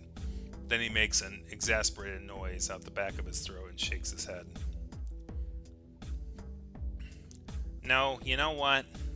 I don't want to hear it. You should be saluting me for not jumping on the nearest Greyhound and screaming all the way out of town. There is a hell device underneath the floorboards that has the power to manipulate reality itself by some inscrutable quantum logic. And our adversary, a literal murderer, is the only one person who hasn't managed to work it out. That is what this is all about, is it not? What are you trying to lead me? What you're trying to lead me to talk about? What you're trying to lead me to talk about is that insufferable vague way of yours. His teeth gash shut as he looks down to his box for more words. Call me a coward if that's what you want. It would be telling a lie if I claimed that I'm content with this decision. But what's more left to do? We've poured through all the documents, put all the puzzle pieces together to form a complete picture. And to what end? Mr. Fisher has eyes and ears planted anywhere that there's power, and he barely makes an effort to cover up that fact. I had planned to submit everything to the police, but if he can just undo it at will...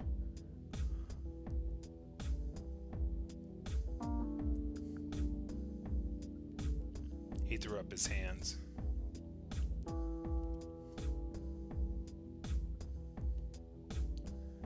So, what are you planning? You planning on staying? You aren't? Are you fucking insane? I'm not sure. Spencer, I hardly believe you're here to ask us to stay. What is it that you want? You must have been called me a dozen times. I take a deep breath. Aside the multitudes of residual aches, there's no tightness in my muscles. My heart is soft, my nape is dry. There's no doubt remaining that this is what I must do. I have a reason to believe Fisher's more dangerous than just a murderer.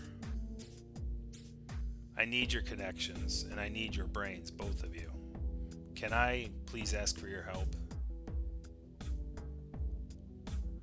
Pardon? You want what? The gate, the RLG, whatever. He's learned how to manipulate it only a few years ago. On the other hand, everyone here lived as if weird shit had been going on for decades. That's what the gate does. It's organic. It reverberates backwards and changes the past in a way that only sort of makes sense if you don't think about it. All to keep us, both of its ends, in sync. That is what he told you too, isn't it? He downplayed it and deflected his involvement with it. Made it sound like it was an inevitability as opposed to something that he had intentionally done. I'm saying whole chunks of your life may have been false.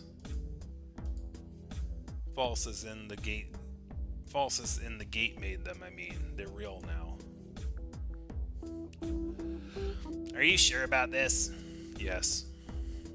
Plenty of people have had access to the basement of the Jefferson building over the years. None of them had anything to do with it. How do you know?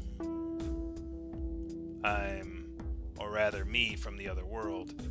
That's not the only person he killed, not by a long shot. I don't know what his agenda is or how many people he got that way, but there's a reason why we have never heard of any of them. He wiped them all straight out of history.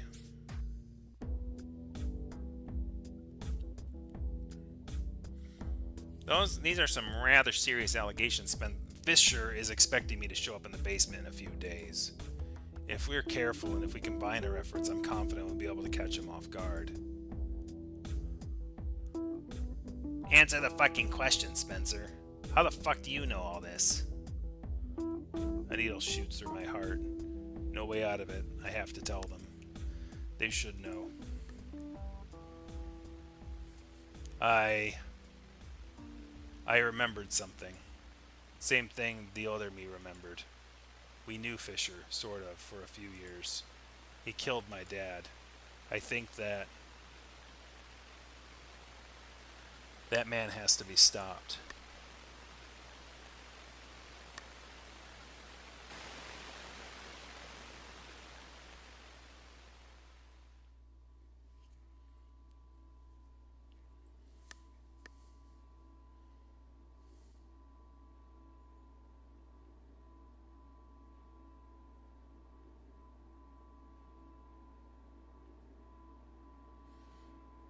The scheme that me and my little friends cooked up. It's a surprise. Good morning, Grandpa. Before you shoot me, I have a couple of wonderings of my own. If you don't mind, of course. Why'd you kill me? And why'd you kill Dad? Why you'd kill me and why you'd kill Dad, I get it. Self-defense, you called it? I'll take it. It makes sense. We tried to stop you and you preferred not to be stopped. Having said that, there's been something that's been bothering me. It wasn't me or Dad or anyone we know that you started with. So what's the deal? Are you on a revenge plot or something similarly stupid shit? Oh. Well, what an entrance. For a moment I forgot which end of the gun was aiming at who. Are you sure you're in any position to chit-chat so freely? You won't shoot me. Says who? Got a hunch. A hunch, huh? I heard that one before. He huffs out a small laugh under his breath. Fate must be whispering in your ears. What oppressive confidence, just like the last time we met here. How long have you been like this, I wonder? Maybe I should take you out of your misery. After all, the gate is under no obligation to bring you back. You need me like an open book. I won't shoot you. Not yet. Not before I tell you about me and about the gate. If there's a shred of a chance that there's still some of you in there, Spencer, it's important for you to hear it.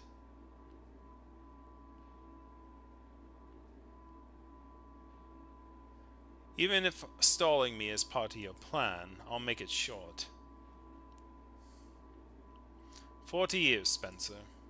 Do some quick math for me. How long was it that I left you on World A before you and Kurt Abrams concocted a Hollywood fairy tale to ram your way back to World B? 2 weeks? Doesn't feel very good, does it? To live your life out, to see yourself age as if you're invisible, as if you're outside reality, watching from the sidelines as your friends and family slowly forget who you are. If you need a pithy answer as to why I am how I am, that is it. That's how long I've lived it.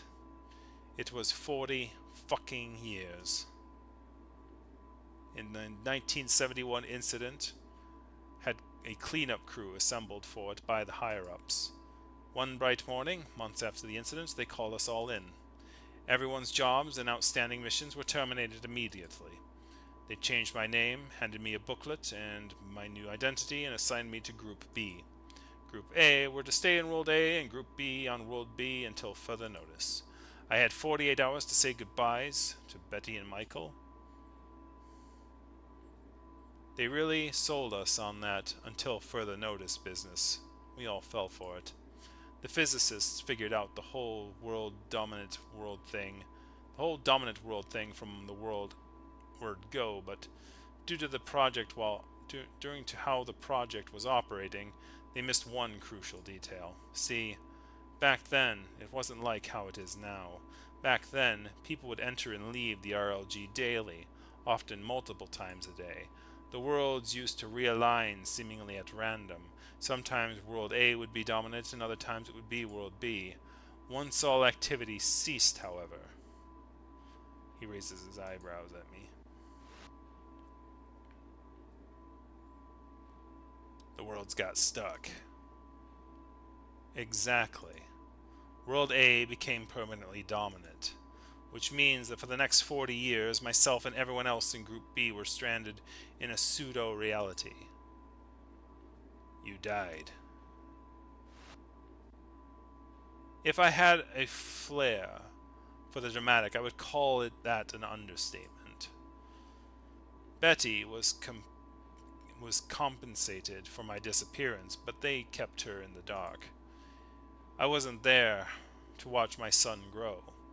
I wasn't there to be a husband to my wife. When Michael graduated college, got married, had you, I heard of it, but I wasn't there. Months turned into years, turned into decades. I spent my 30s, 40s, 50s, and most of my 60s in the same routine. I'd wake up, watch sports, my shows, and the news, and then go back to bed. Not much else you can do when anything you do disappears. A pathetic existence for a man made pathetic. And then, years after he lost hope, this old man noticed something. The pharmacist I've been buying Bengay daily for years from recognized me. He thought I had dementia, told me I already had my damn medicine yesterday. I went back to my apartment and there it was on top of my desk. You will never experience as much joy as I had from this one tube of topical cream. So you called Dad? Don't be stupid, of course not. What do you think? I'm the only one out of Group B who is unhappy with the administration. Many things happened over the years. I've had to figure it all out by myself. This pathetic man with his pathetic existence did have one thing going for him. Everything I'd ever done was pardoned and forgiven the next day. 40 years is a long, long time to learn, to experiment. I kept refining my methods and expanding my knowledge day after day, year after year. It was in my head. Nothing I wrote down on paper would stick. When it finally happened, when I finally got my agency back, I set my plan in motion. Only then I called your dad. How'd it go for you? If you remember your father, you remember how it went for me, smartass. He and I got along as well as you and I do. Couldn't get on the same wavelength, so to speak. God is my witness. We tried to make it work. I bet you'd heard how hard we tried to make it work. Michael wasn't exactly a quiet man. My jaw tightens. So, what? When Dad cut you off, you decided to take it out on the town? On the administration. And no, not at first. Not at first. Don't get the wrong impression. Those people I killed were corrupt and evil. There's no lens through which you'd look that would paint their death as anything but a net positive for society. You'll have to take my word for it. They deserved to die. Much how I deserve to die. Wouldn't you agree? Despite how great it felt, I wasn't in it for petty revenge. Then what was it? Your parents wanted nothing to do with me. Without a family and without any friends, there wasn't much left for me. I only have so many years remaining. The gate, the Rockland looking glass, it's a miracle device. The only thing it can't do is bring someone back from the dead.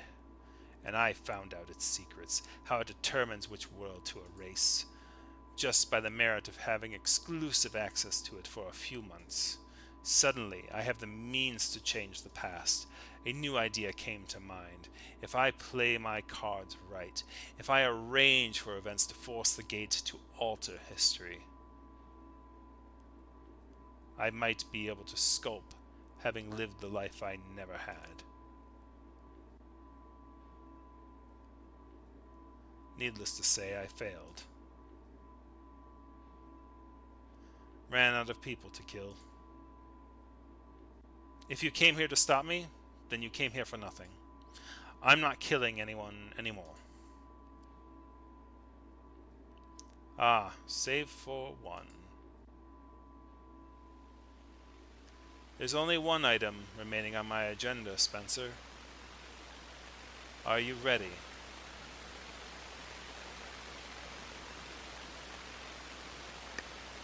Just about.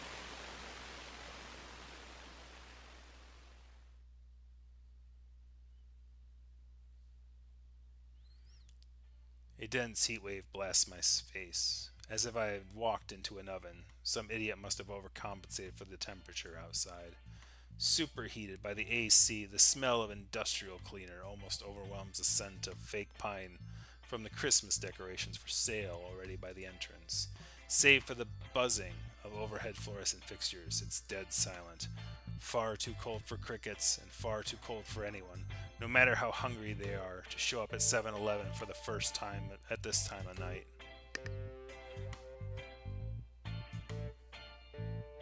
Surprisingly, my tuna sandwich in the front center shelf here. I flipped it to the ingredient list. Egg salad, tuna, mayo, corn, dry pickles, my beloved. Here she is. Likewise, booze is uncomplicated. I weave through the aisles and pick up a couple of PBRs. The cashier is absorbed in his phone, so I have to wave my hand at him awkwardly for a minute before he takes notice. Excuse me. Shoot, sorry, sir. How may I... Oh! You're... alive?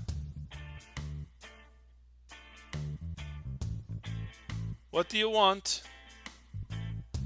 Harsh. I want... Hi.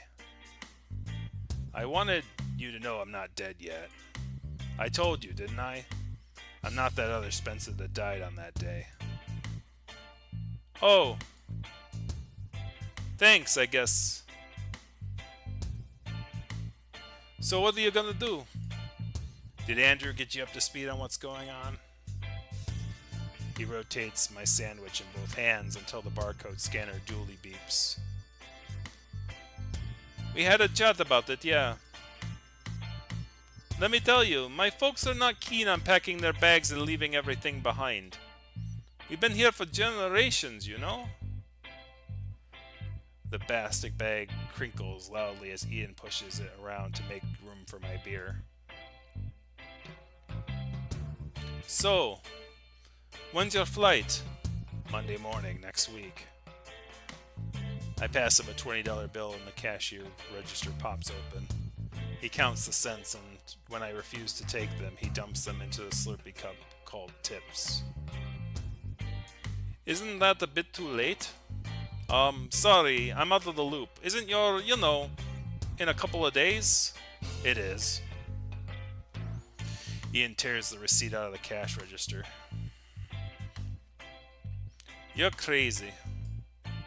It's not unlikely. He drops the receipt into my bag. My throat starts seizing up, so I take a deep breath to counteract it. Have a nice day? Actually. What? Hold on. I want to tell you something. And after we acknowledge it, I want both of us to forget it. You know? So we can move on with our lives. Got any time for that? I guess. What is it? I breathe in. I breathe out. It only aggravates the unease in my stomach. I've been bad. Like, really bad towards you, I mean. Terrible. And I know you'll never forgive me, but I want to apologize anyway. I mean, you said sorry so many times, and I did too, but also I kind of didn't, sort of. Just didn't seem fair, you know? No reaction. The AC must be overhead, somewhere overhead, causing the heat getting unbearable. The collar of my shirt itches like crazy and my palms are starting to sweat. I swallow. I'm sorry for, let's see. Well, first of all, for making you think I'm going to die, and for keeping you in the dark until a few days ago. And it was not okay for me to run off like that, and I'm sorry, truly and honestly. And I guess in general, sorry for kind of being a fucker. Like, I didn't think of it like that at the time, but I might have led you on at that point. Like, more than one point. I I think you're kind of cool, Ian. You didn't deserve to have to deal with my cold ass shit. Sorry. That's what I wanted to say. Is that all? Sort of. I fight the urge to climb, the urge to rub the stinging out of my eyes. Though I kind of thought we could watch some anime together, or something. You know, for old time's sake. Hmm. I don't know. Let me check with my manager first. Not this again.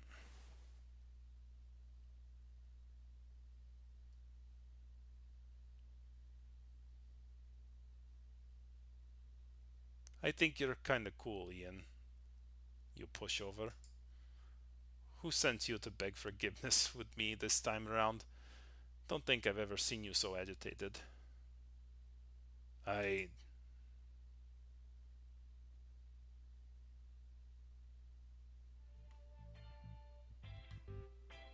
No one did. I just had a good night's sleep. Are you flying back to your mom? Yeah. Send me your address. I'll visit you over winter break. If you want, that is. I reposition my face to speak more freely by dragging it across his jacket. That would be cool.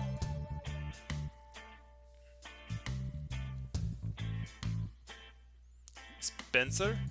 Yeah? What are you planning to do? I'm going to confront Fisher. I hope you know what you're doing. My chest expands against his. He smells like 2-in-1 shampoo.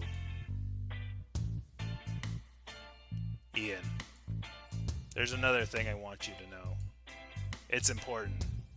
I'm not sure if that's how it works, but repeat it to yourself over and over again. Write it down. Tell someone you trust. Things are about to get fucky. How fucky? Unbelievably fucky. I squeeze him tighter to make sure he hears it. But no matter what happens, I'll seek you out, alright? I won't let you become like one of those internet crazies you love so much. I promise you that. I swear. That's ominous. I'll remember it. Thank you, Spencer. I think.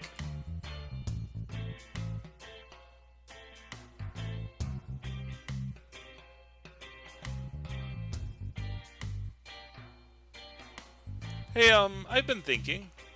And stop me if I'm out of line, right? But this Fisher guy. What about him? Didn't he say that there used to be an entire organization working on the gate?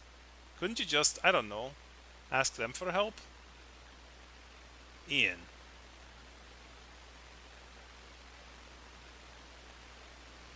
Andrew and Kurt are helping me out with this, you know. How stupid do you think we are?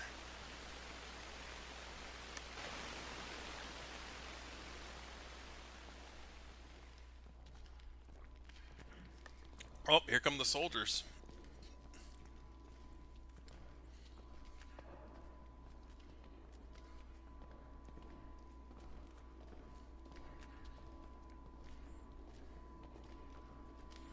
I see.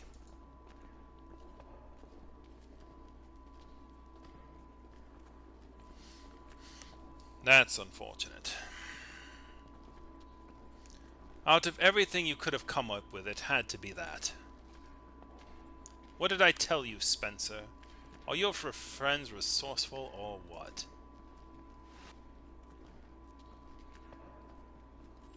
I wonder, Grandpa. Do you remember Shirley Solis? She tried to explain it to me for 15 minutes. Why you don't need the newspaper clippings anymore. Went right over my head, unfortunately, behind the lasers and quartz crystals and somehow involved. Real cool stuff.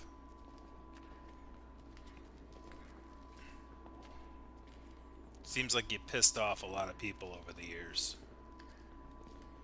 Once we got into contact with Barry O'Neill, it's like he had everyone on speed dial. Before you know it, like 20 of us were all at Alan Goad's house. Do those names sound familiar? They all know you.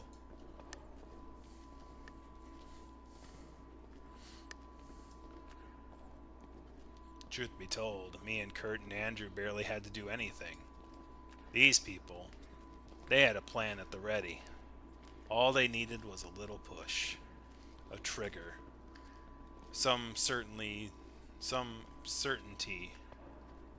that their targets would be down here at a certain time.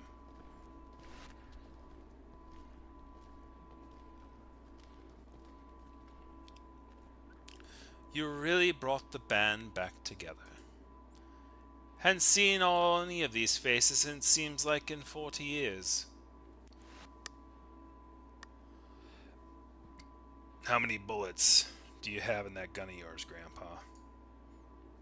No one here has a mirror, and we're all here on our own accords. Kill me if you must. It won't affect anything today.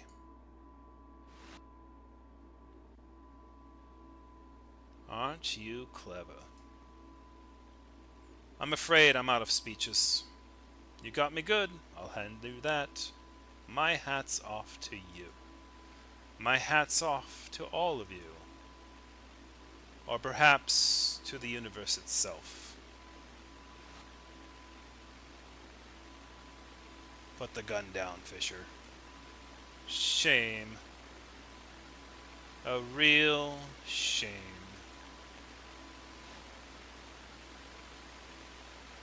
See, I won't be able to tell you after all. No reason with so many people around. Before we end our little get-together, let me ask you something. For my own sake. Aren't you curious? Don't you want to know how the gate works?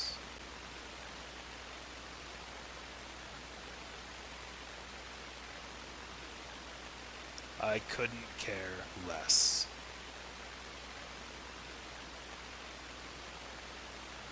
That, too, is something I'd heard before. You turned out to be a real piece of shit, Spencer. Just like your dad.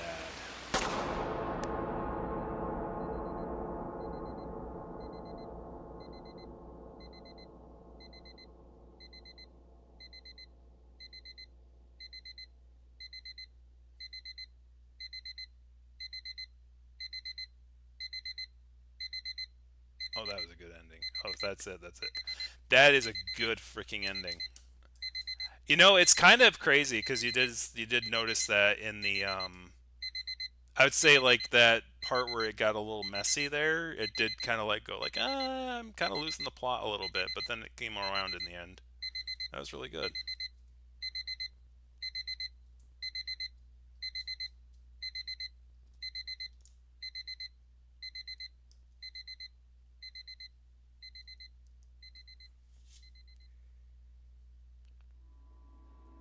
Okay, that was it.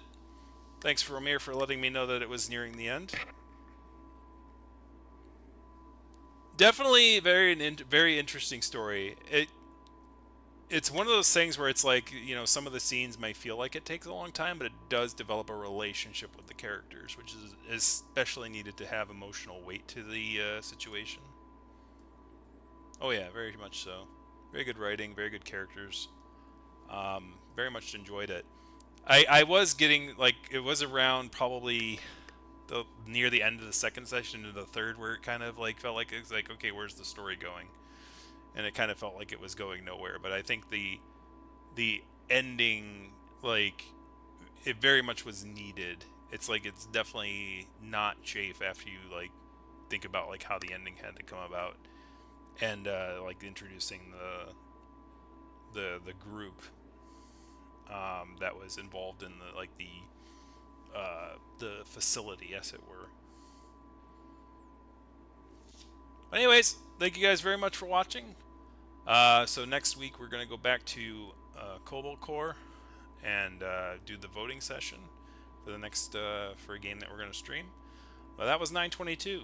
I hope you enjoyed, and I did. It was a very, very, very well written visual novel. And we will see you guys next time. Have a good night.